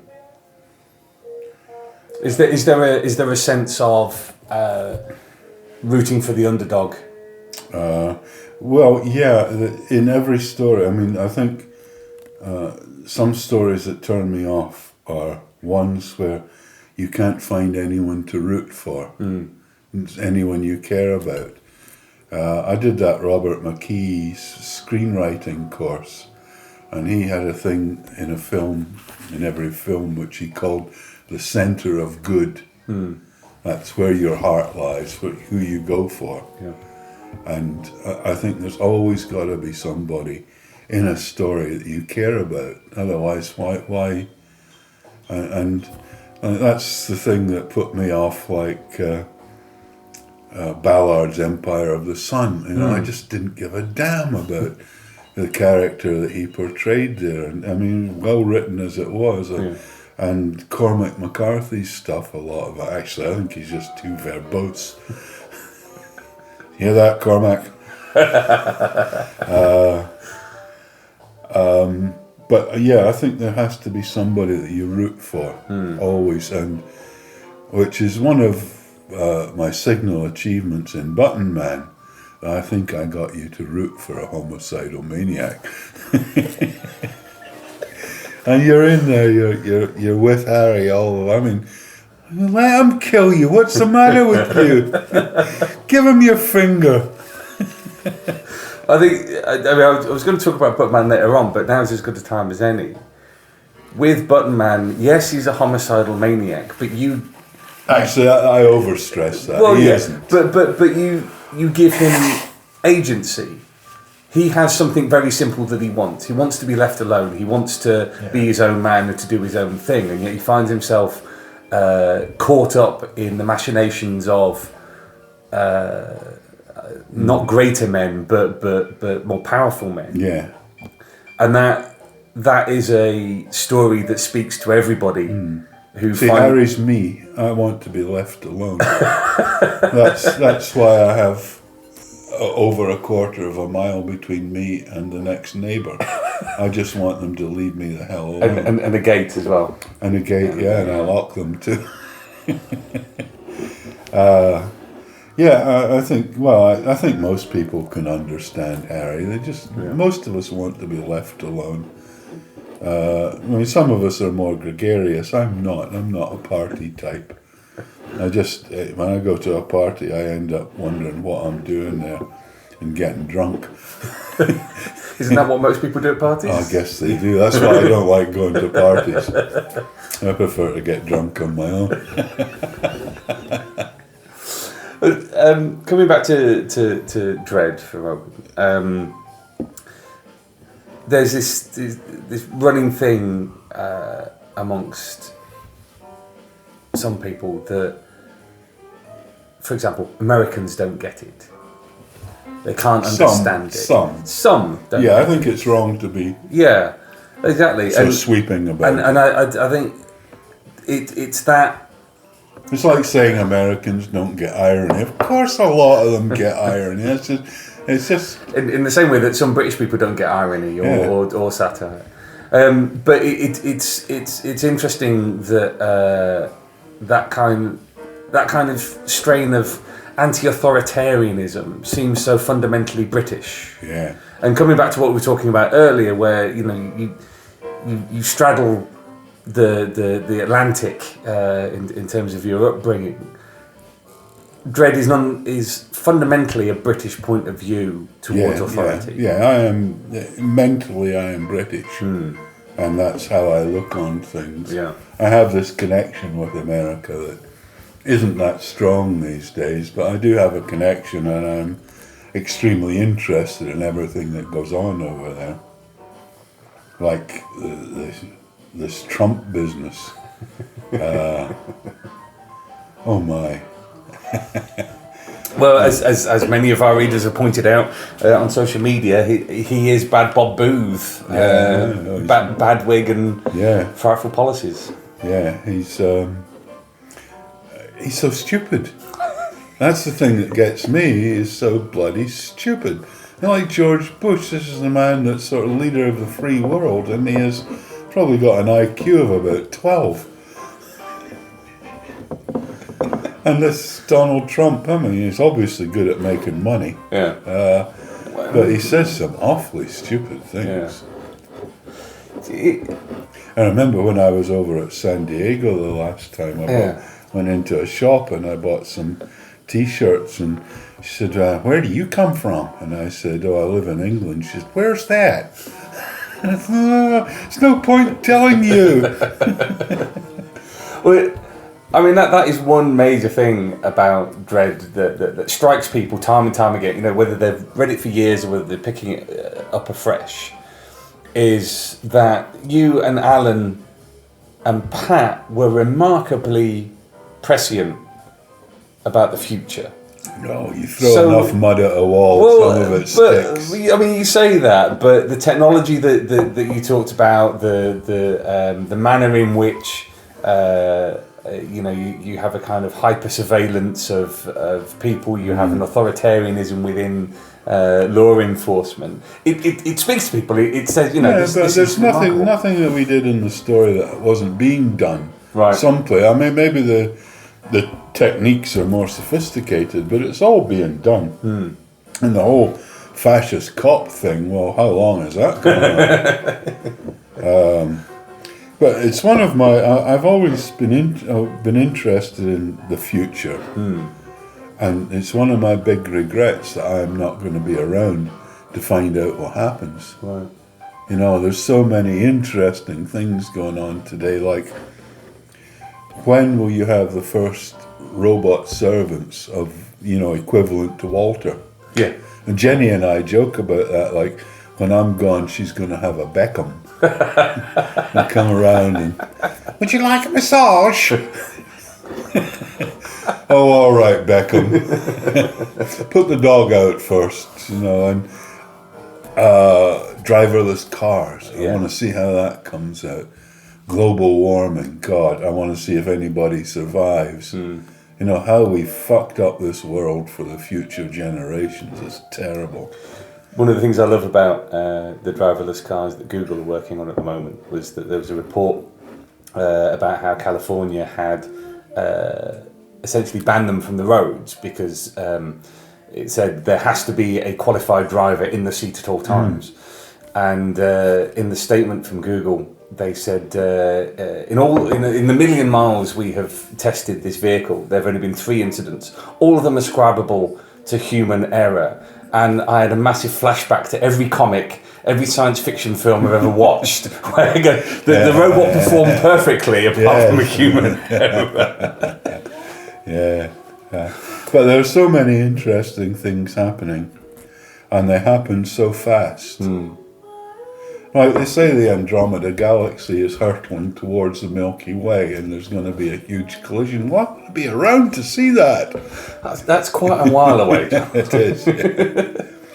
But actually, on that point, let's talk about The Last American. Which is the series you did with Alan and Mick McMahon.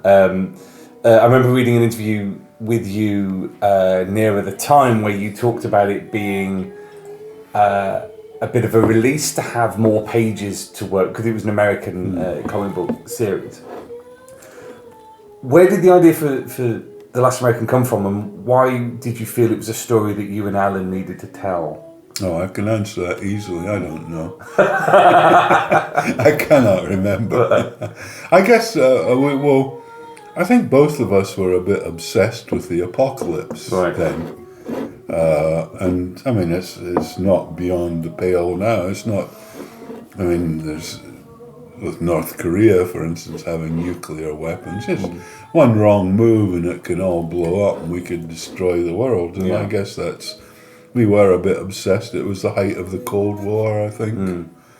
It was just an obsession, and I grew up, with duck and cover, and the threat of the atomic bomb, and it was always this dark shadow hanging over humanity. And I guess that's where The Last American sprang from.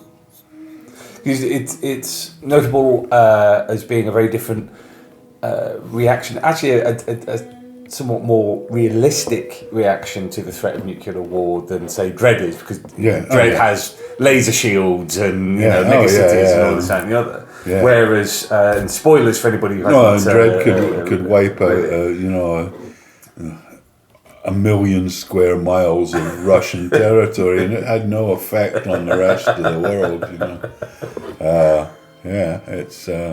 It was a real kind of take on it. I would like to have continued it, but I don't think there's any interest in a continuation. The Last American? Yeah. Okay. We asked the people that are publishing it now if they'd be interested, and they said no. That's a shame. It's like I asked DC if they'd like a follow-up to History of Violence, and they said no. Well, let's talk about the 1990s, because Last American was kind of like the tail end of the 80s. In the 90s, you had A History of Violence. You had that was my most productive period. I think, the 90s. I think I wrote some of my best stuff during the 90s. Was that a reaction to anything, or was it just that it happened that way? I just matured. Right. Okay. Sort of.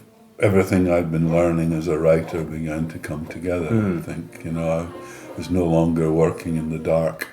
I had some idea where I was going and what I was doing. It's notable that those two major projects, History of Violence and Button Man, are both crime stories. And about characters who find themselves moved to extreme ends by pressure from outside. I like stories where things are done to people, I think it's well summed up in A History of Violence. It's the ordinary guy suddenly plunged into an extraordinary situation.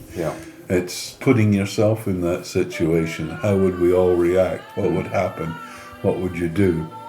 Now, I know that, I mean, personally, I would not have the sort of guts or bravery that the guy in the History of Violence had. And I'm certainly no Harry Exton. Although if anybody comes up my track, I got my gun loaded and I'm looking for you. When I was in America last year, I asked my brother if I've never fired a gun. Right. I asked my brother if he could arrange for me to fire some guns and some machine guns. And so he took me out and we fired a 22, a 38 and a 45 at the range.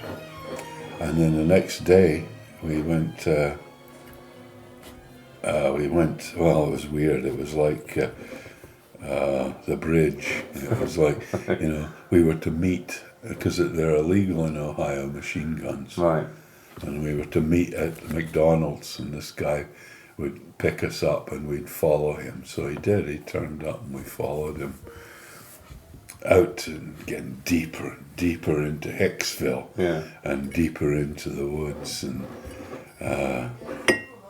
anyway, we stopped in this sort of deserted area, and the first thing we see is this guy coming along in a quad bike, and he stops. I think he was high on crystal meths or something. He's going, "What you doing here? What you want?" And we're here to see so and so. "Oh yeah, I'll look after the place for him. He doesn't like me here, but I'll look after him. And sometimes you get bikers here, and I ride up and I say, 'Get off.' And my wheels are clean, man. My wheels are clean." And he kept going, "My wheels are clean." Finally, this guy comes riding along, and he's tan mahogany. Right. He's got a bandana and shades, and he's riding this flatbed truck with this 10-foot mounted gun on it. And he has a go at this guy. He says, "Get off." And then follow me. And we follow him. He's got about a square mile of territory there. It's an old quarry, and he pulls out and he's got these 3 machine guns there. No, this is adapted from a British Bren. It's I've adapted. It's more like a Sterling now. I think that's what he said. Anyway, we fire that, and we fire this German one and an American M something. Oh God, I don't know. And in the middle of this, suddenly, these flares. He's shooting flares. It's an old quarry. Yeah. We're shooting him. He's shooting them at the quarry wall, and the flare hits the wall and goes boom. Right, and I said to him, "Would you fire that into a building?" He says, "Well, you're not meant to, but I would." So at the end of the session, I said, "Do you ever fire that big gun?" He says, "Let's do it right now."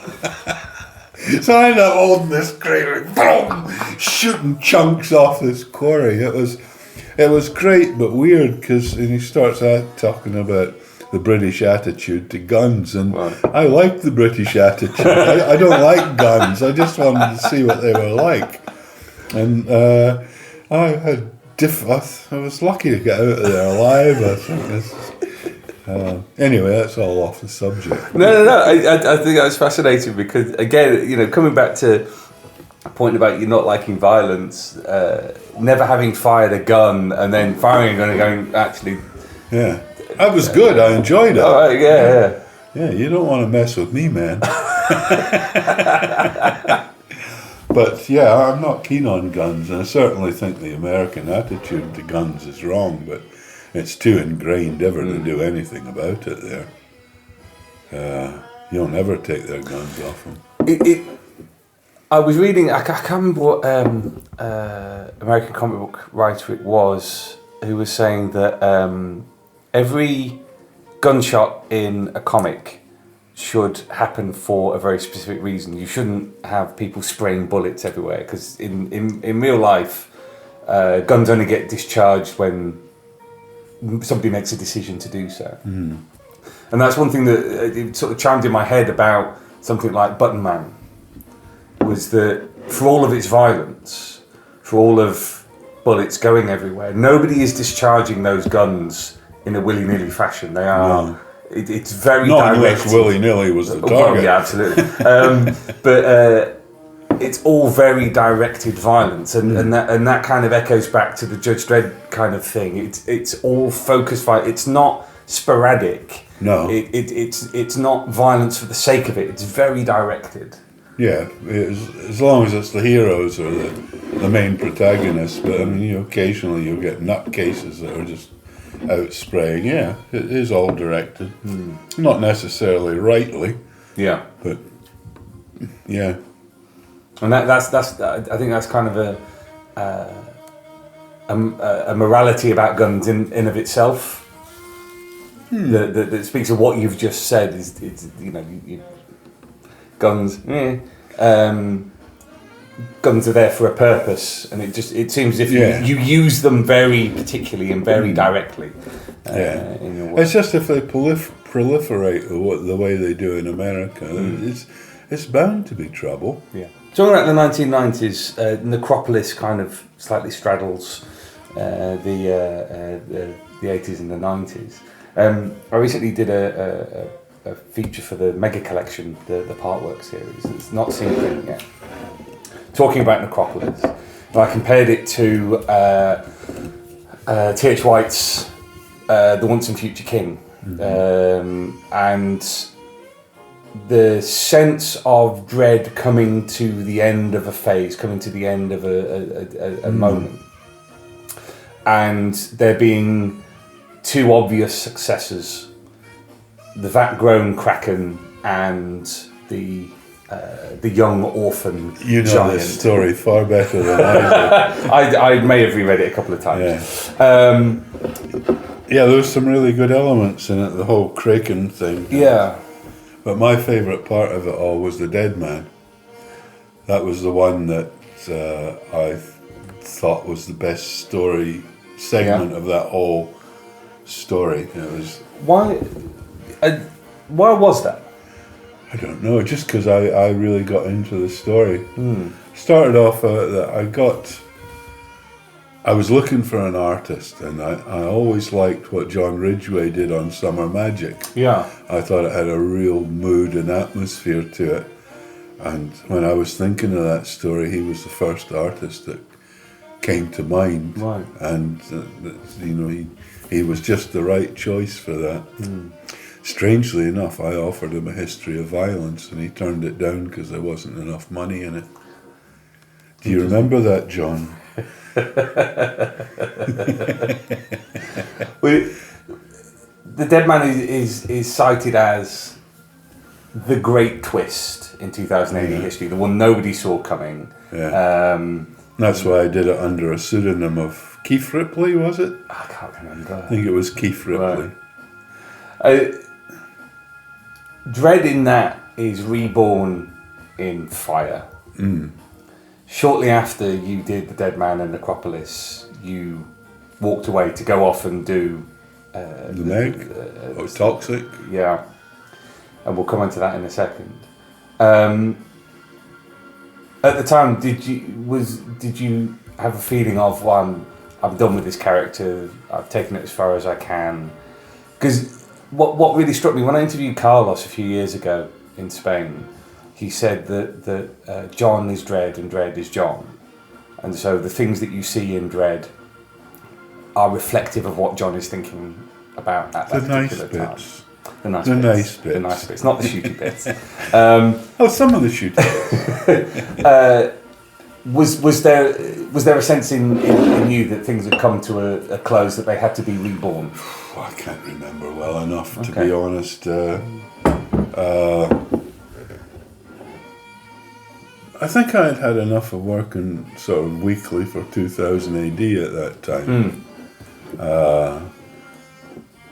But I don't know that I was finished with Dread. I just saw new avenues. Sure.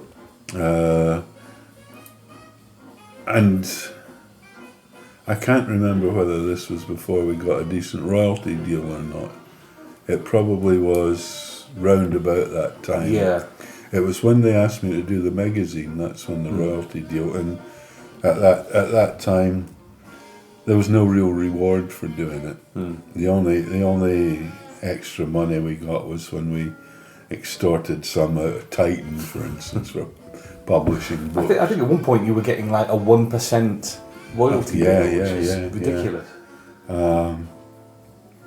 And I think Toxic seemed like an avenue where you could have, maintain your rights. It could have worked. It was just a bit too ambitious. It was all too rushed. And maybe if some of us could have worked for half rates, or kept down our money demands at the beginning, so that Jeff Fry didn't have to fork out all that cash, and it put strain on the whole thing. I think Toxic is one of those great unwritten chapters in British comics history where you had yourself, Alan, Pat, all the top tier of Kevin, Mike, all top tier of British comics at the time, all deciding to do a fully creator-owned comic book with backing. I mean, I remember reading it when I was young, 12, 13 years old, when I shouldn't have been. And it was amazing, but it blazed very brightly, very briefly. Yeah, like a sparkler. Yeah. But you had, Button Man and Owl's Baby were both strips that didn't make it into Toxic. Well, Button Man was a strip that didn't make it into Toxic.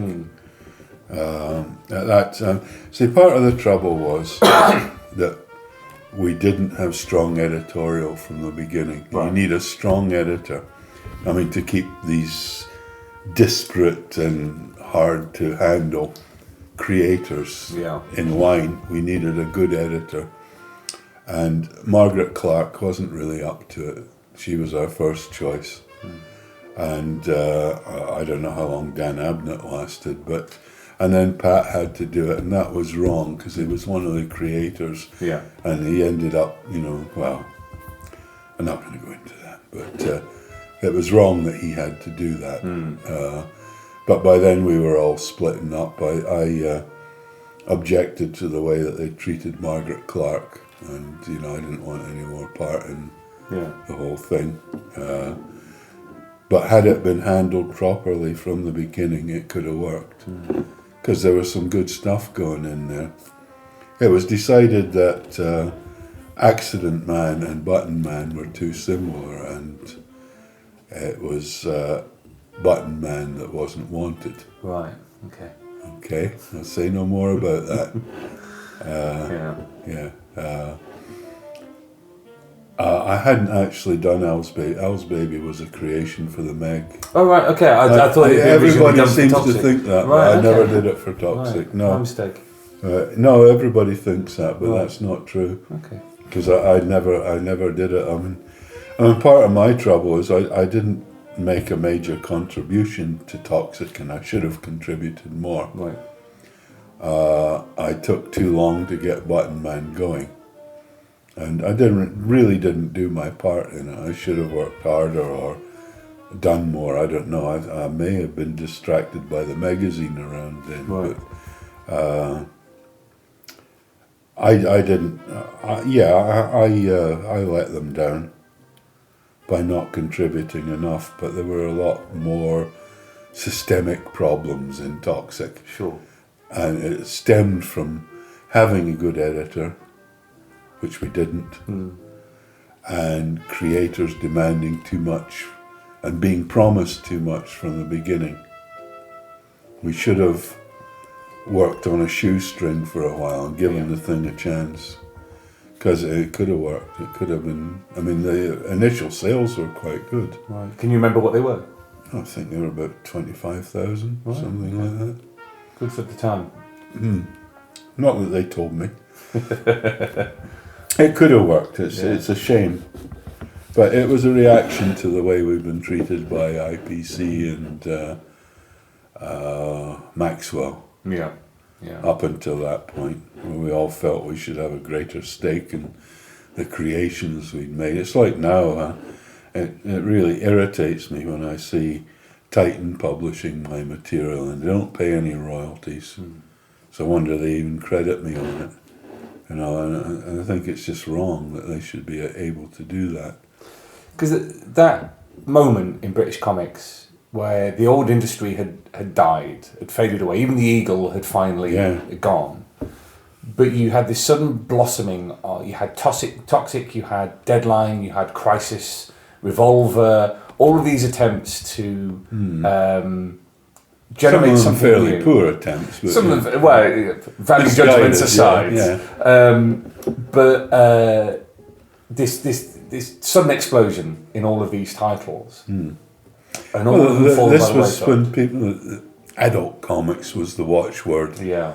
And I've never agreed with that. I think,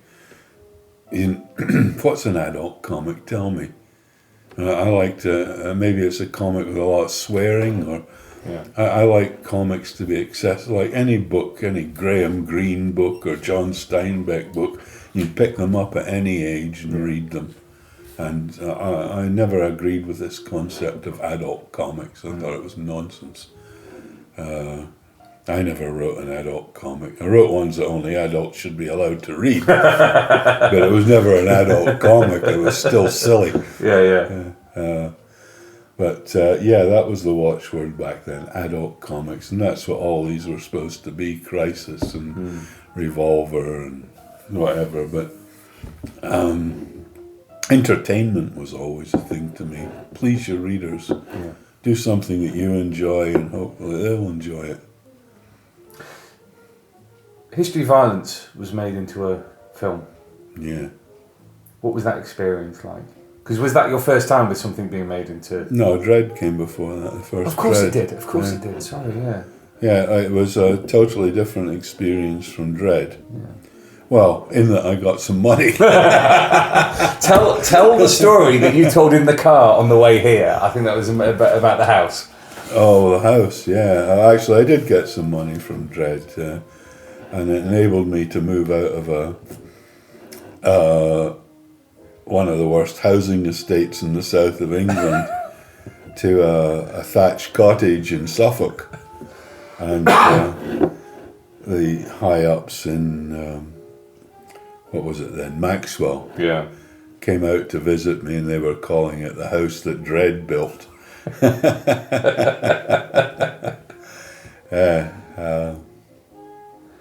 It was a change. That was obviously after the Dread contract went through. A History of Violence, I had a lawyer who negotiated the whole thing for me. He set the deal up. It was a bloody good deal. And they flew us out first class to Los Angeles. They put us up in one of the Stars hotels, and they drove us to the premiere in a stretch limo, which I found very excessive. And was that a little bit of kind of Scottish prudence coming in there? Oh no, it's too much. It's just ridiculous. I mean, what sort of sense of self-worth do you need to ride in a stretch limo? It was nice and spacious, though. We didn't get offered a drink in it. Anyway, we walked the red carpet and everything, or I did, and but they didn't actually want. I mean, who was I? They didn't know me. They wanted Viggo Mortensen. Yeah, and Ed Harris and John Hurt and William Hurt. William Hurt. Yeah, sorry. And Cronenberg. They wanted them. They were just sort of warming up their mics on me. Do you think that's fundamentally odd that the person who actually wrote the damn story to begin with? Oh, it is. Yeah. That's, you get used to that. All the great films, I mean, the real heroes are the writers. Right. Almost all of them, anyway. You look at Casablanca, these people that sat around and, just did it from scratch, and they didn't know what they were doing from the start, and they crafted such a beautiful film with so many great lines, and it's almost always the writer that is the one that deserves the credit. It's the way they talk about films, and it's Scorsese's this and Coppola's that.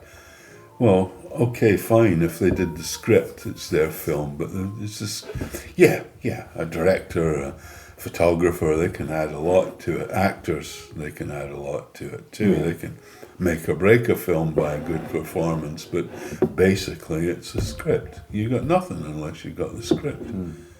If you got a bad script, you got a bad film. Yeah, it's a very roundabout way of looking at it. The person who essentially polishes it off at the end is the one that gets all the credit, whereas the person who lays the foundation, particularly when you're adapting a work of art. I mean, I have this argument all the time with people where, particularly in comics, we have a tendency to consider ourselves to be a superior art form because of all the things that we can do. But then people get more excited about movie and TV adaptations of the work. But these things trump what we do. There are more people who consume TV and film than will ever consume comics. Well, there's some things that work in TV and film and don't really work in comics. Yeah. They work all right, but there's some things you have to see the action to appreciate. But I mean, comics score because, like, you can create amazing effects for just the price of a page of artwork. Yeah. Whereas, it cost 100,000, 500,000 on screen, That's where we score. What did you actually think of the adaptation of A History of Ireland? I thought it was excellent until the last act. I'm not sure if I'm allowed to say it, because they're not going to pay me any more money. I'm probably contracted to keep my mouth shut. All right. The last act was such a change of tone. It just didn't fit with the first 2/3 of the film. Sure.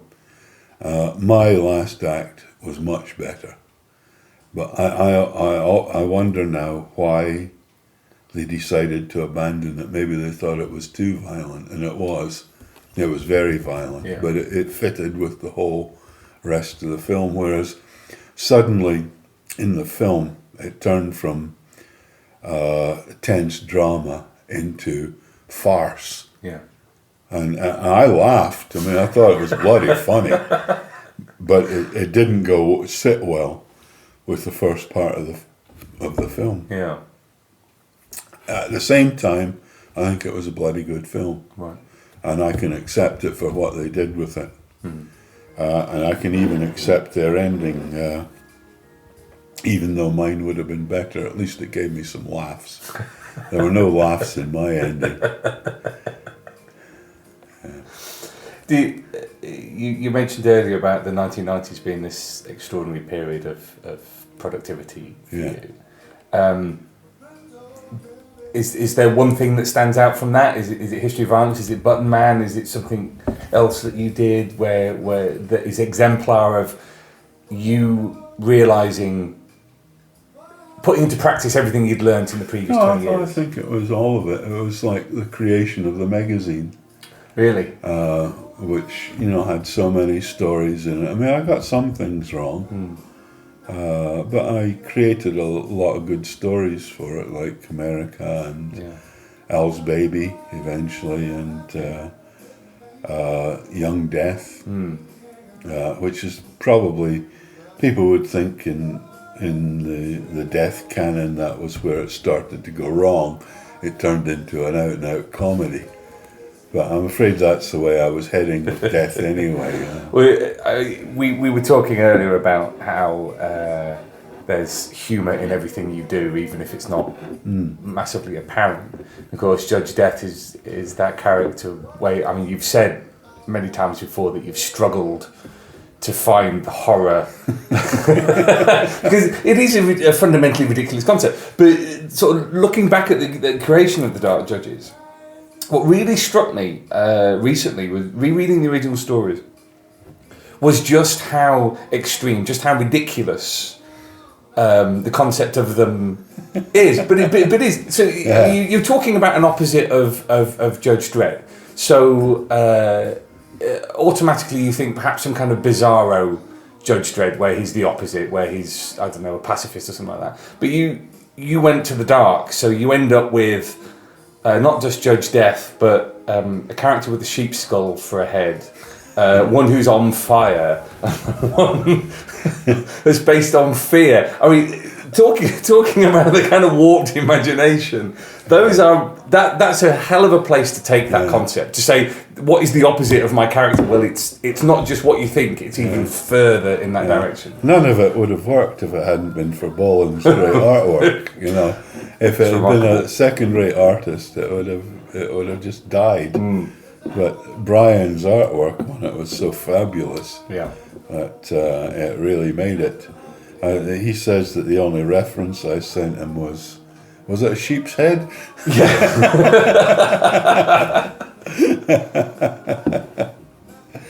Oh, he did a fabulous job. But I think that's fundamentally part of the kind of. I mean, people refer to it as camp humor, but it's not camp. It's that kind of. It's extreme humor. It's humor so extreme it's horrific. About dread. So when something terrible happens, you laugh in spite of yourself. Yeah. And the first one and perhaps the second one. I think the second one, Judge Death Lives. Alan wrote that with me. The first one I wrote on my own, although I believe it was Alan that actually suggested the idea of the Dark Judges. Right. He was on the editorial then. Yeah. But the first one and the second one were two of the few stories I've ever written with no humour in them. Right. I can't remember any humour in them. Right. It didn't seem necessary. I was having fun with these boys.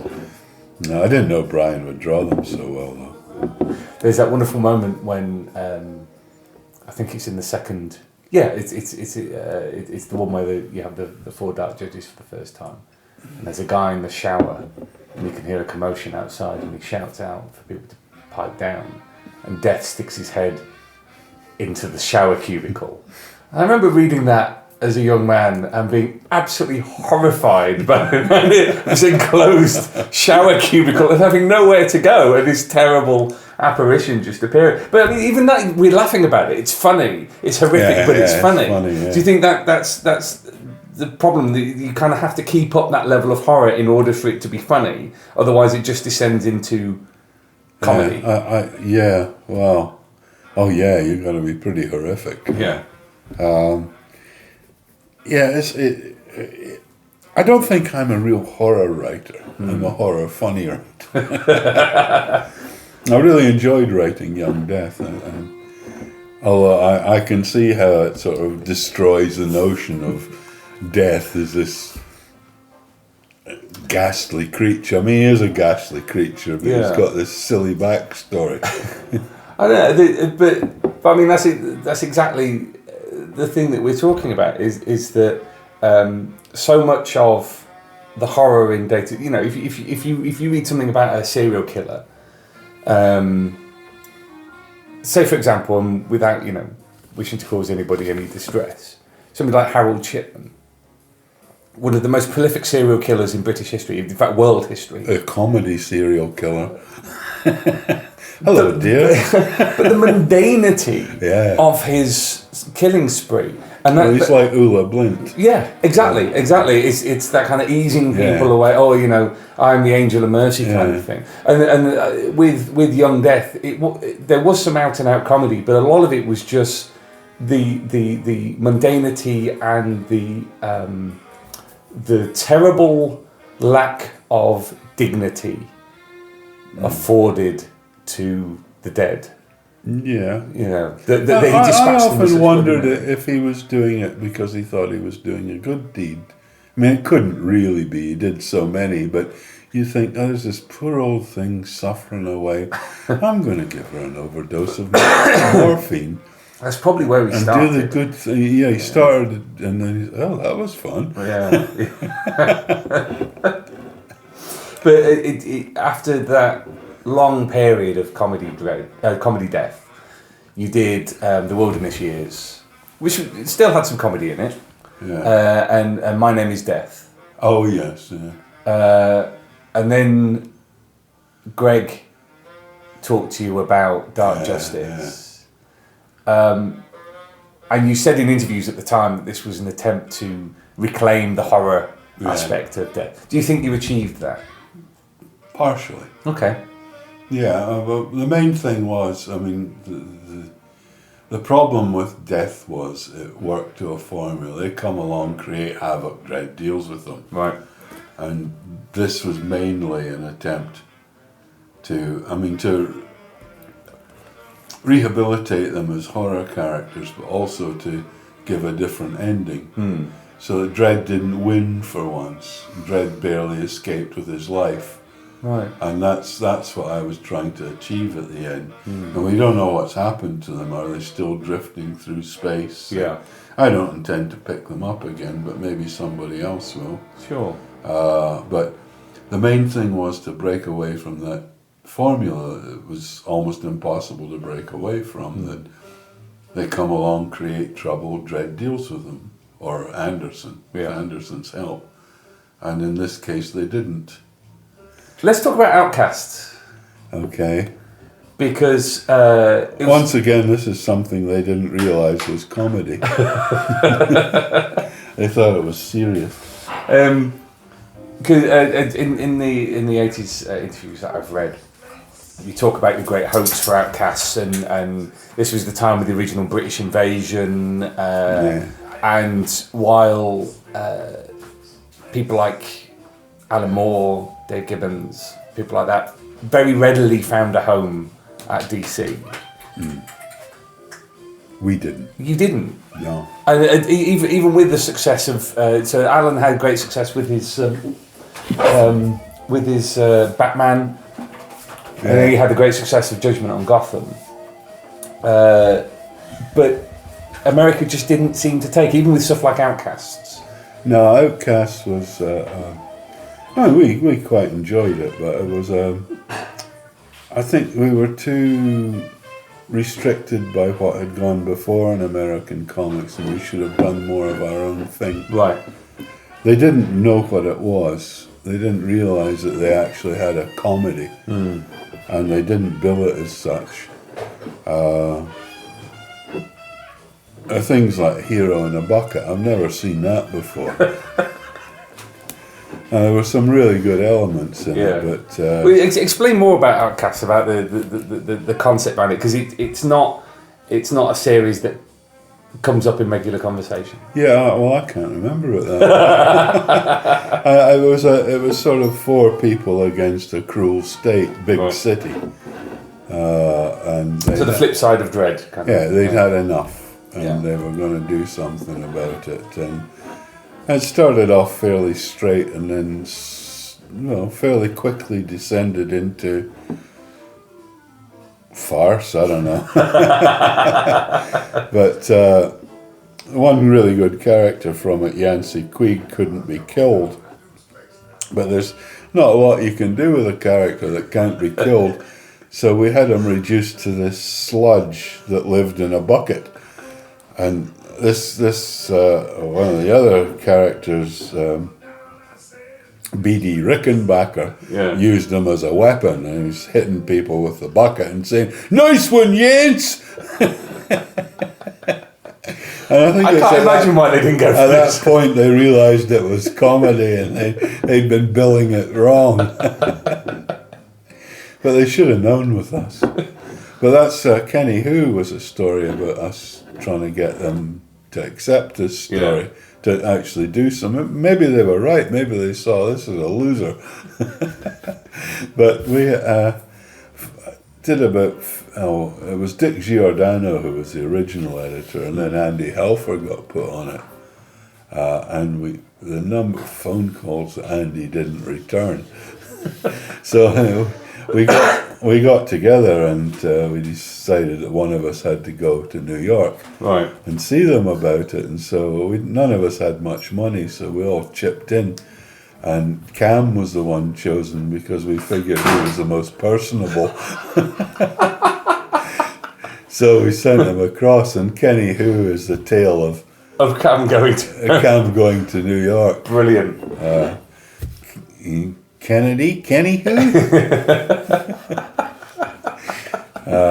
And and we got it accepted, and they ran it after that. But, Yeah. And I still like it as a story. Not that I remember much about it, but it wasn't your standard fare for them, and it didn't take itself seriously enough. But the best thing out of that was the hero in a bucket. And BD doing his rap. He's a hero in a bucket. You got a face that says, "Oh, well, you know what he feels." I can't imagine why they didn't like it. Yeah, I don't think I'm a natural American comic writer. No, I'm too British in the way I think. Wait, not just too British. I wonder if perhaps you're just not very good at being po-faced. No, I can't keep the humour out of things. Yeah. I was talking about the humour. I really wanted to talk about Robo Hunter and Ace Trucking. Anyway, the first Robo Hunter story is one of my favourites, just because of it's absolutely insane inventiveness and you know, cute robots running around murdering people and all sorts. Where did Robo Hunter come from? Obviously, there's a straightforward Sam Slade parody there. Well, it's just like Judge Death relies on twisted logic. Yeah. You know, all crime is committed by the living, therefore life must be a crime. Yeah. Robo Hunter, the first one, relied on a twisted logic that humans could in no way be superior to the robots that they had created. Yeah. Therefore, they couldn't be human. You know, that was the basis of that, and that was where all the fun came from. Because I got a lot of trouble from, of all people, Greville Janner. He was then the head of the board of Jewish deputies. Yeah. And when I did Rabbi 1, and he spoke in this sort of Jewish argot, or argot, however it's pronounced, they objected to it. But it never went any further than that. But and like when Sam meets him, he says, "Stop calling me King Sam. We should call you Queen." But yeah, there's complaints from Greville. Let's talk about Strontium Dog. Okay. Because that's a character where when I chatted to Carlos, of all the characters, that was the one. Johnny Alpha was the one that Carlos felt closest to, the one he felt was he kept referring to him as his son. Yeah, I can see that. Yeah. He's a very different creature to Judge Dredd. Yeah, he's like the opposite. Yeah. A mirror image almost. Yeah, he is the oppressed. He is the. Well, they individual. both have a strong sense of right and wrong. It's just what's right and wrong is different. I mean, that in itself is an interesting idea of a bounty hunter having a strong sense of right and wrong. Because surely, with Judge Dredd, all he cares about is the law, but with Johnny, surely all it ever is the money. No, it's not with Johnny. Okay. No, the money's almost peripheral with Johnny. What he's doing is he's doing a job that he's good at and a job he feels is worthwhile. And if he thinks he's got the wrong person, then he won't do anything about it. If he thinks he's going on the wrong track and the warrant's wrong, he won't follow that up. Right. Dredd just sticks to the letter of the law. If there's a warrant out on the guy, he'll serve it. Sure. But they both, Dredd, if he knew somebody was innocent, wouldn't do anything either. So I suppose they're similar in that way. But I'm fonder of Johnny than I am of Dredd as well. Partly because he's the one character who has always, apart from Alan's contribution, and his contribution was great, he's always belonged to me, whereas I don't feel that Judge Dredd does. Okay. But Johnny's mine, and I do with him what I want. And well, he's my kind of guy, really. Dredd's not, but Dredd's interesting to write. Yeah. But Johnny is a remarkably complex character because he was born out of a freedom fighting tradition. That's where he earned his stripes, was fighting for mutant freedom. And then he finds himself in this terrible compromise piece where he has achieved some but not all of the aims of what they wanted to do, in that he is a free man, but the only job he's able to do is killing people for money. That makes him just so morally complex in comparison to Dredd. It does, yeah, but you've got to look at it leaves him, he's hunting down miscreants rather than killing people for money. That's I don't think that's how Johnny sees it. Sure. I mean, others do.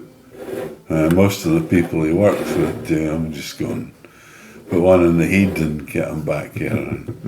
But Johnny doesn't. Yeah. He's a very damaged kind of person, and I don't think he's willing to damage other people if he doesn't have to. Sure. I think I spent too much time in his rehabilitation, his resurrection, and I should have got down to the nitty-gritty of old Johnny type stories quicker. But it was I was seeing too many complaints from people who said all these retro things that I was doing, although some of them are pretty good stories, I think. I was seeing too many complaints from people saying, yeah, but I mean, it's all retro, it doesn't matter, we know how he dies. Well, and then I thought to myself one day, well, it's my character. If I want to bring him back, I'll bloody bring him back. And I do. I'm glad I did. I kind of like to bring Wolf back, but I can't do that. Well, that's the great kind of debate is whether it was right to bring Johnny back. You've mentioned before in interviews how you disagreed with Alan killing him off. No, that's not true. No? I must have agreed with him. The reason we did it was because of what happened with Robohunter. Yeah. I'd stopped writing Robohunter, and it was given to a writer who didn't give a damn about him. And what came out of that was bad for the character and a sort of insult. Sure. And we didn't want the same thing to happen with Johnny Alpha. So when we had had enough of writing him, we might have come back to him later, but we'd had enough. And maybe it was too easy a decision to make, but we decided, well, there's one way of stopping anyone doing things we don't like with them, and that's to kill them. Yeah. And I think it was the wrong decision. And if we had to go back to it, I wouldn't kill Wolf either, because I don't. Although I'm about to kill an important 2000 AD character, but I don't normally do that anymore. I mean, I've learned my lesson about killing popular characters. Sure. The one is going soon. I'm not going to say who, but watch out. Can I pause this and ask who? Yeah. There we go. Right. So Michael now knows who the major character is, but he's not saying. But talking about Strontium Dog, I've just taken possession, or will be taking possession of the page where Johnny kills Max Bubba. Oh right, yeah, because I hate you. Because I hate you, which, as far as I'm concerned, one of the greatest pages in comics history. Just because it had been this incredible emotional build-up over so long, and finally you have this emotionally damaged character who is not exacting revenge for any real moral reason. He doesn't think it's going to be going to make things better. He doesn't think it's going to bring his friend back. He knows it's going to do none of those things. He just wants to kill the person who killed his best friend. Yeah. And normally in your average American film, something would happen that would stop him doing that evil deed, and the guy would still die, but he would somehow be justified in whatever he'd done. Well, no, not in Johnny Alpha. No.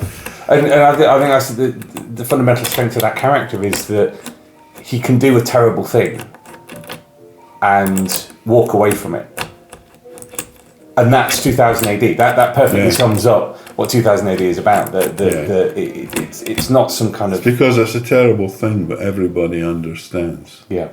And we dare to do it in 2000 AD. He's the kind of guy that gets people standing up and screaming in cinemas, "Go, kill him, kill him, get him, Johnny!" What's your... I mean, we'll come on to sort of the more recent stuff that you've done for 2000 AD. But what's your relationship like with 2000 AD? Now, I'm not talking about the relationship with the people that work there or, anything like that, but more looking back over the last 40 years. Let's say it's love-hate without the hate. Okay, you're going to have to explain that. Well, there are things that haven't always been to my satisfaction, but I don't really care. I mean, I love 2000 AD, and I love the career it's given me, the connection with the readers of 2000 AD, how much it means to the readers of 2000 AD, the things that it's allowed me to do without question and quibble. Yeah. Everything about it, really. It is. It's a wonderful creation and wonderful thing. I'm guessing that back in 1977, none of you ever had an inkling that this was going to last more than what an average comic book. 2 or 3 years. Yeah. Yeah. My thoughts on Dredd is he would have a 16-run series and a break, and then maybe another one. Right. And here we are. Then it would be merged into Scorcher. Well, I mean, we're talking about Strontium Dog. I mean, that was very lucky to have survived a merger. Well, 2 great stories came from that and Robusters. Yeah. And they really strengthened 2000 AD by being in it. So, well, it's interesting talking to Steve McManus on the last episode. It was interesting. He was saying that when he came in, he felt that after that kind of initial explosion of enthusiasm in 2000 AD, it had, around about kind of Prog 100, it hit a bit of a lull, and he very much wanted to come in and find its feet again, find those stories that would keep punching away at that place, and certainly you can literally see that around about Prog 100, where all of a sudden, bam, everyone is back on message, every strip is on full. Editors are really important. Yeah. It's, people don't understand the importance of the role of an editor, a good editor. A good editor makes a comic, makes a magazine, makes a newspaper. Do you think you have a better understanding of that having been an editor? Oh yeah. I understand how bloody difficult it is. In a way, I've been doing that same role with my new comic, Rock of the Reds, which will be out at the end of February. I'm allowed 4 mentions. Everybody knows about it now anyway, everybody's keen.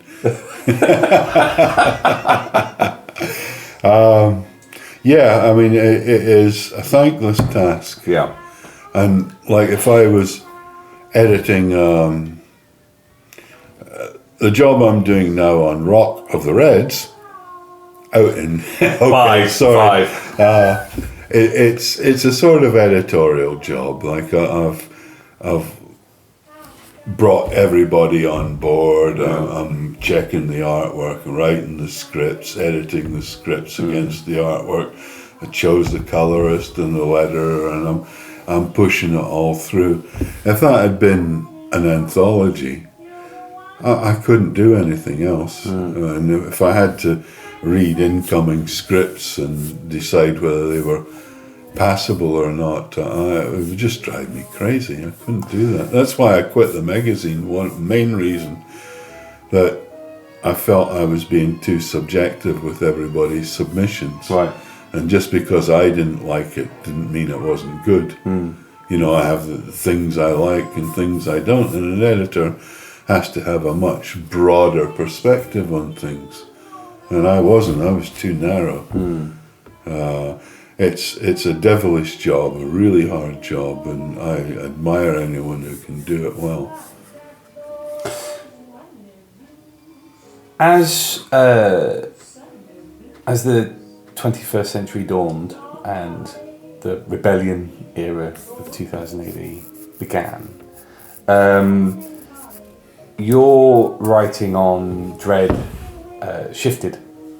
It had begun to shift with strips like The Pit, where we started to see a lot more, not just police procedurals, but also a harking back, an attempt to explain, and eventually we had Origins, which finally, in the eyes of many, explained the origin of Dread and the Justice Department. Why did you decide to finally put that down on paper at that point? Well, firstly, The Pit actually was Steve McManus's idea. Oh, really? Yeah, he wanted something more of a soap feel to it. And initially I thought, come on, Steve. But the more I thought about it, and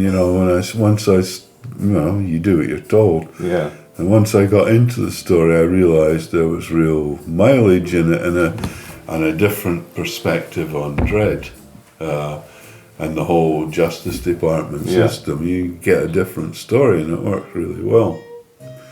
What was the other side of that question? Why did you decide to look back and finally explain and clear up? Oh, just something that has been on, it's on everybody's mind for a long while, and I finally thought, well, I can sort of sort this all out. I don't know whether I did it totally adequately, but I did my best. Plus, in a way, I think it adds to the body of the story if you can feed off what came before. You remain consistent. You stay within the sort of whole sphere of the story. You're not always introducing something new, because history affects us all. The past affects us all, and we are creatures of our past, and so. It's useful to be able to think, oh God, I haven't got an idea. Who am I going to... I remember that character from Prague 473. But that is useful. I admit that. Yeah. You're looking for a story and you think, well, whatever happened to him? But the whole Origins thing has been a question on everybody's mind since fairly early on, and I thought I could solve it. And so I just... did it. You did it, and then a few years later, you brought everything tearing down. You literally destroyed everything with the Day of Chaos. But in a way that... So I was talking to David Bishop about Doomsday for Dread. Yeah. And that harks back to the Apocalypse War, where Dread is put on trial for his crime of destroying Pentagon. And that felt that was almost a dry run for the Day of Chaos, when actually it really was a case of beware, your sins will find you out. So finally the great judgment on Dread for his actions. Backlash. The backlash should come. And 30 years later, there must have been a degree of glee with Dave Coates? Because I remember talking to Matt in the office, and I think he just had an email from you saying, I feel like bringing the Dark Judges into this. What do you think? Kind of thing. Was there a sense of just going, yeah, let's just throw I just wanted anything to at make this? it as bad as I could. There was a sense of comeuppance. Yeah. I mean, obviously the city wasn't going to be destroyed, but I wanted to get as close to it as I could. And I didn't feel that the Solve characters were in any way villains of the piece. I felt they were certainly no worse than Dread. Yeah. So it was interesting to see just what came out of it.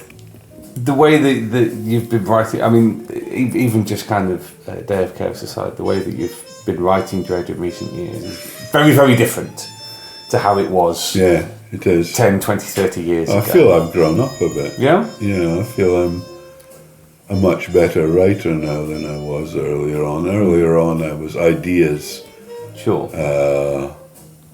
more than anything, but nowadays, well, I think I'm a proper writer these days. I like to think so. Right. Yeah.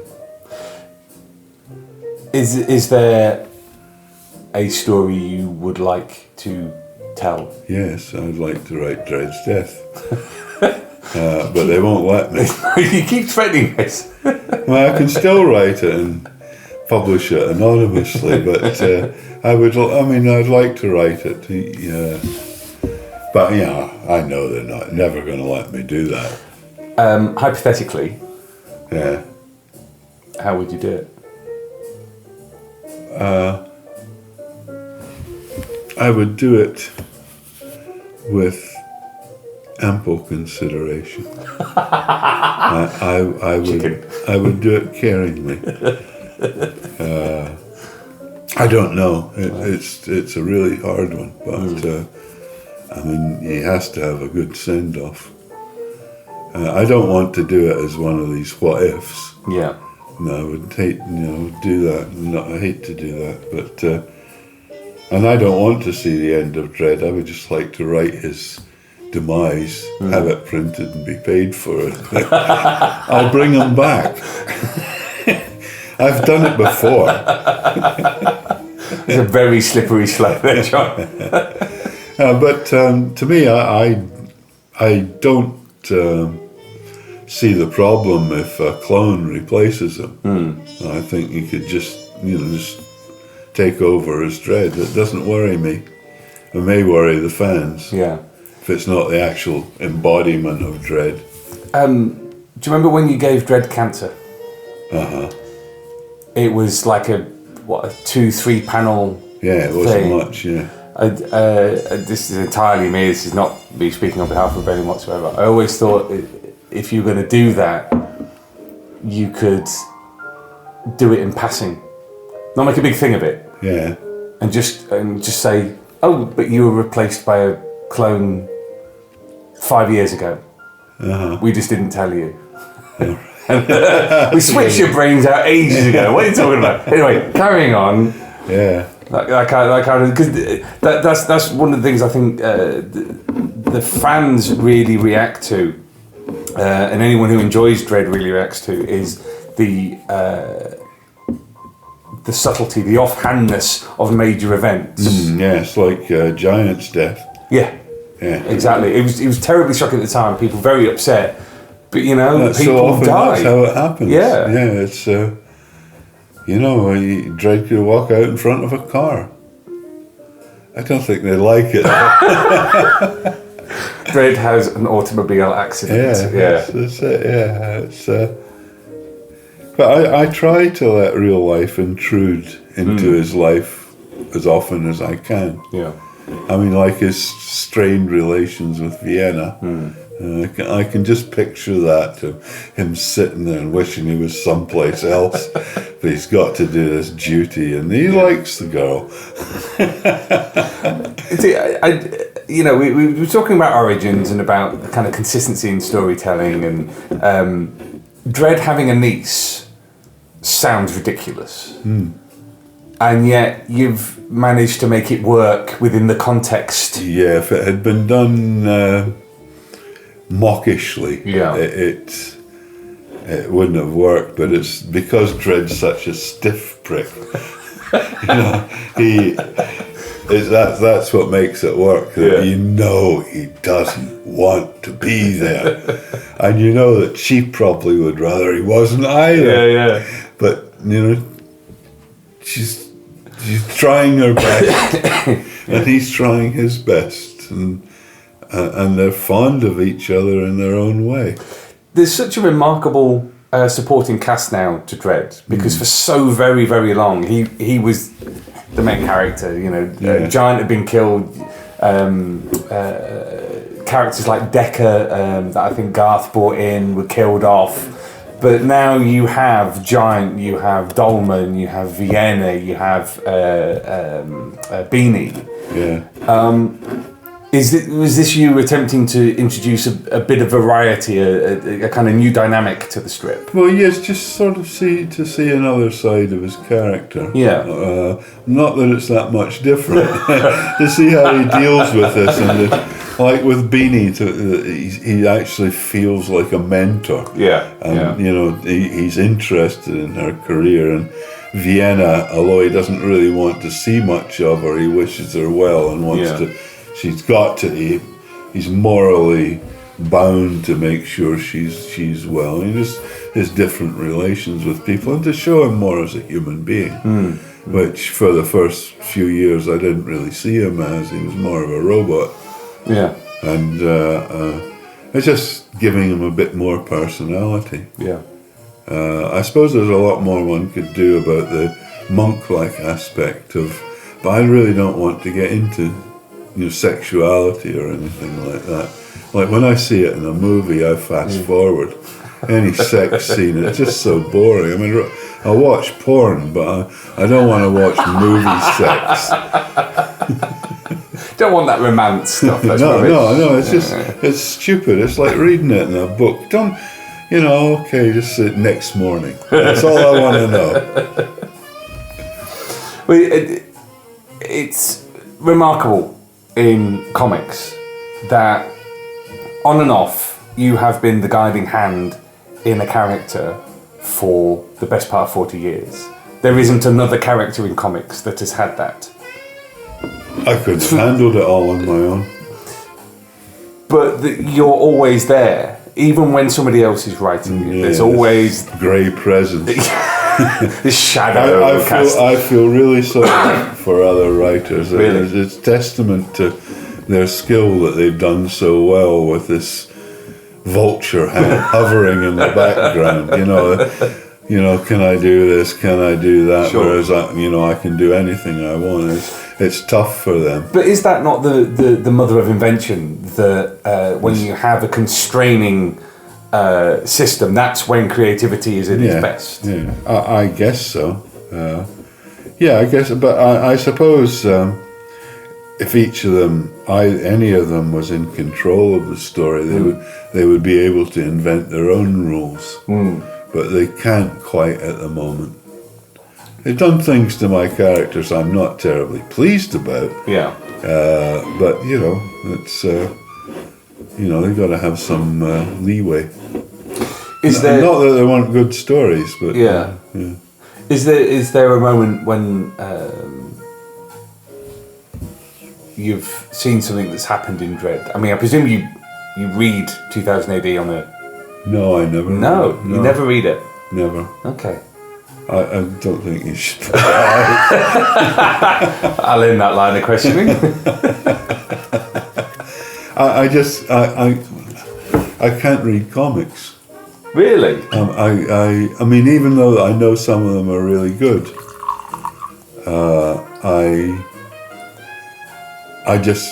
when I've spent too long writing them, once I started writing them, I stopped reading them. And now and then I'll read something, I think, like it took me about 25 years to read DR and Quench, and I thought, fucking hell, this is good. And I think I read quite a lot of Charlie's War. Yeah. Way back, back when it came out. But and I've read Laptop Guy. That's BHP. Only because he wanted me to do an intro for it. But I enjoyed that too. And I really liked Mary Talbot's thing. Yes, Daughter of Her Father's Eyes. Yeah. One of the guests at San Diego was Carlos, as a guest of honour. And we've talked a little bit about how the other people in the British invasion managed to take in America, and yourself and Alan didn't. Well, Alan did. Alan did for a time. Yeah. For a time. And He didn't become one of their icons. No, which is a shame because the Batman work that he did was great. You have been, and again, this isn't meant to be blowing smoke up anyone's backside, but you have been described as one of the most influential, if not the most influential, British comic book writer in the industry. Number one, do you feel that? Number two, if not, why not? Well, I feel I'm the most influential one in my own life. Good!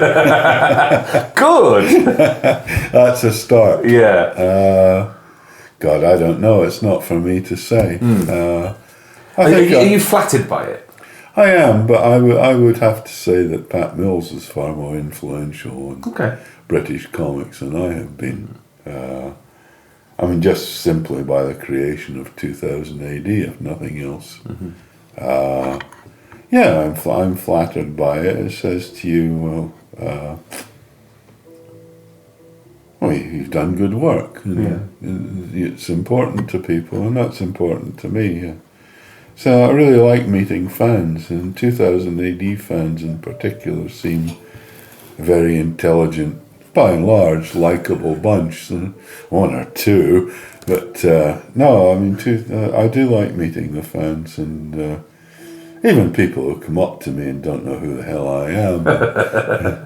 More for them. Yeah, just nice meeting people, and discussing comics, and and the number of people who said I've had such an influence on their life. That's quite gratifying. I've got a list of all those I've corrupted. Like Santa's naughty list. Yes, I like to think there are thousands on it. And, if you look at 2000 AD's heyday in terms of readership, and even now, if you count up the sheer number of people who've read 2000 AD, you're talking well into 1 million, if not more. Yeah. And that's an awful lot of people to corrupt. Even people who don't read it and haven't read it for a long while still retain a fondness for it. Absolutely. And I think that's really good. I mean, I don't know what fans of other comics like Batman feel like, but 2000 AD seems to me to be a bit unique. Well, you can't be a bit unique. Unique or you're not, yes. Unique. That's the sub-editor coming through there. It seems to have engendered such fondness in so many people, and it's like I don't know. It's like Kiss Me Quick hats, and it's everybody has a memory of Clacton. Or, well, it's more than that, because it did. I think it helped a lot of people through bad times in their life, and a lot of people say that to me. I was having a shit time, and the thing I clung to was 2000 AD, and that's important. I think we've done important work there. Not that we meant to, but we've been important in people's lives. You've only got to look at the roster of the big names in British filmmaking and script writing to see their influence of 2000 AD. So you've got people like Edgar Wright, you've got people like Duncan Jones, Simon Pegg. We're not just talking about comics here. We're talking about British creativity in the world. All of them have a fondness for this comic and for the characters that you created. Yeah, not just me, but Well, not all just of not us, just yeah. you, but you know, when you look at Judge Dredd, Strontium Dog, Ace Trucking, Robo Hunter, you know, these are the characters of the Great Golden Age and beyond. Yeah, that's good, eh? Yeah, it's all right, I guess. Yeah, it does make me feel good to know that these things are important to people and still are. Yeah. And I feel in a way that my life hasn't been wasted. Oh, good. Yeah. No, really. I Yeah. mean, sometimes I think, well, I could die now. Yeah.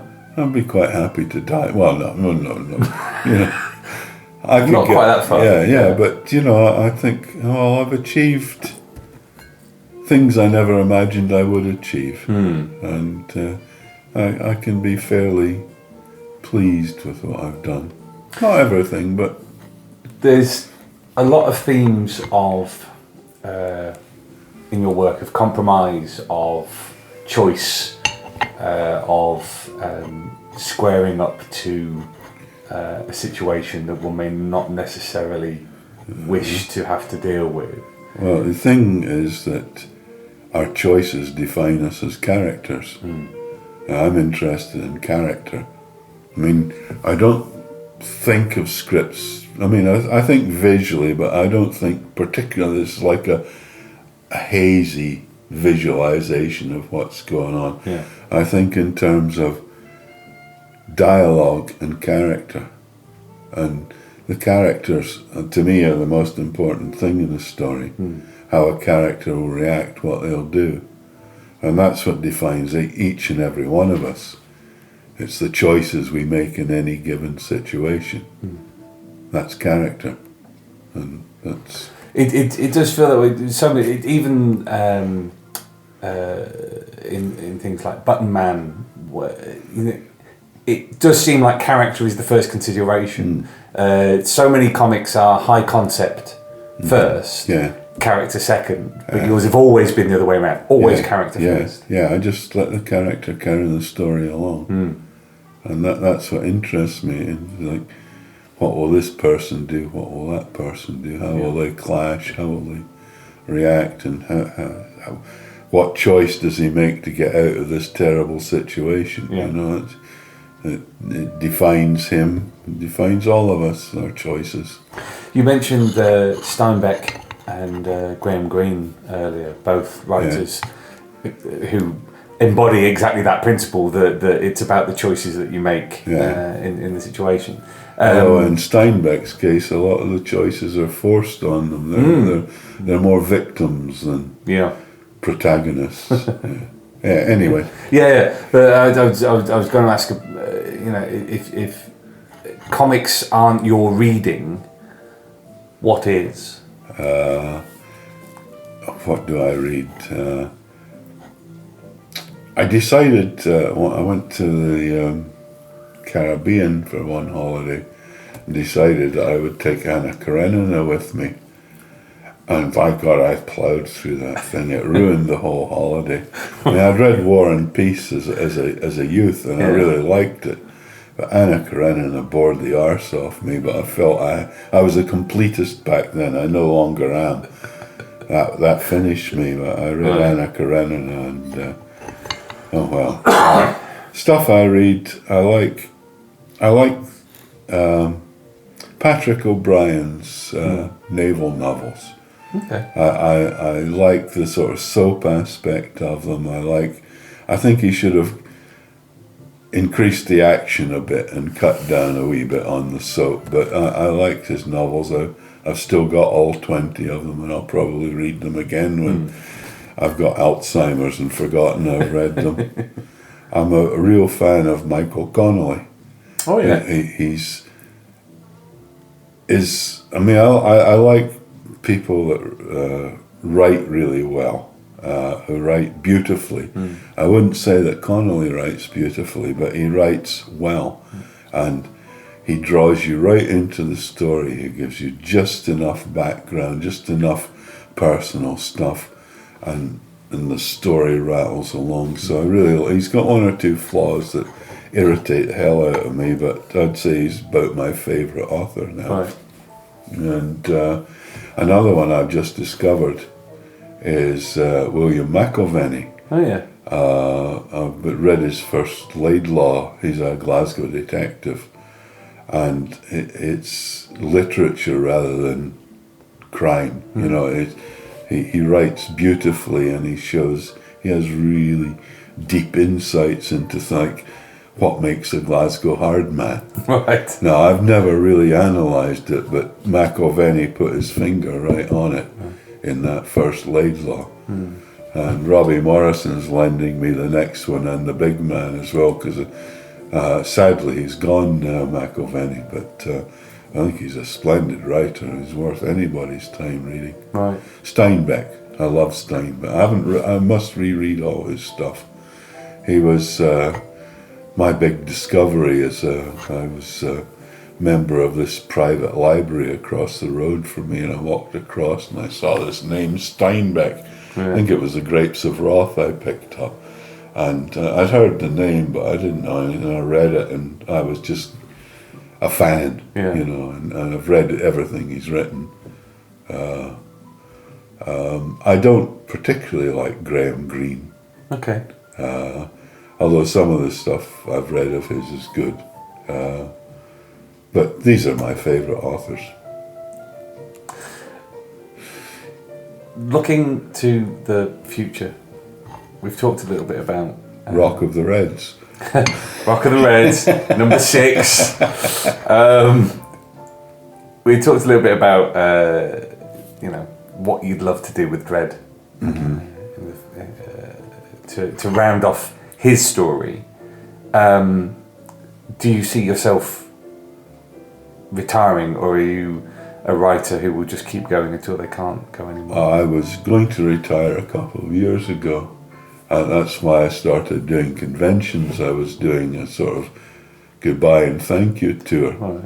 And, you know, after about 9 or 10 months of this, I realised that I didn't really want to retire. You know, I don't work nearly as hard as I used to. I used to work 7 days a week, maybe 10 hours a day, because that's what I did, you know. But these days, I hardly start work before 2 o'clock. Right. You know, I'm on the internet playing Sudoku and reading newspapers and things, but I still like doing it. So I don't see myself retiring, but I'll probably be doing more personal projects in the future, just things that seem like fun, you know, and if I can afford to sort of finance them, that's the kind of stuff I'll be doing. And the odd Strontium Dog series and Judge Dredd, but it's quite good that we have a lot of new young Turks along to take a lot of the strain of Dredd. Yeah. Oh, it's notable that in comparison to say 20 years ago, the field is far more open than it was, because when you left Dredd after Necropolis, it was handed to Garth. There weren't that many candidates. Yeah, it was a bit tough on Garth. Yeah, we had him on the podcast, and he was wonderfully candid about his time on there. But now you have, Gordon's not doing any more Dredd now, but you've got Rob Williams, you've got Al Ewing, you've got Simon Spurrier, you've got Mike Carroll, all great guys. Yeah, they're doing really well. Do you feel that if you were to move on, things are in safe hands? Yeah, I think it needs somebody to sit over the whole thing and make sure everything is consistent. Okay. And that it's going the way 2000 AD wants it to go. I don't think you can allow 4 disparate, or 5, or however many disparate writers just to do their own thing all the time. There has to be a cohesiveness about it all. Yeah. And there has to be 2000 AD has to have a direction they want the whole thing to go in. And I think as long as they have that, as long as they have someone to keep an eye on it, make sure it's moving the way they want it, then they'll be fine without me. Yeah, because these are, I mean, I've been surprised, but I say I don't read many comics, but I have read some of their stories, and I've been surprised by the quality of some of what they've been doing. I think it's very good, and I think Dredd is in good hands.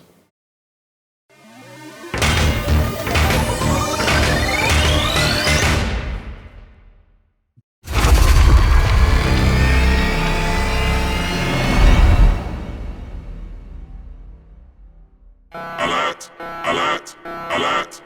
Fill power levels dangerously high. Alert! Alert! Read 2000 AD every week. Ask your comic book store or newsagent now. Subscribe to the galaxy's greatest comic at 2000ADonline.com.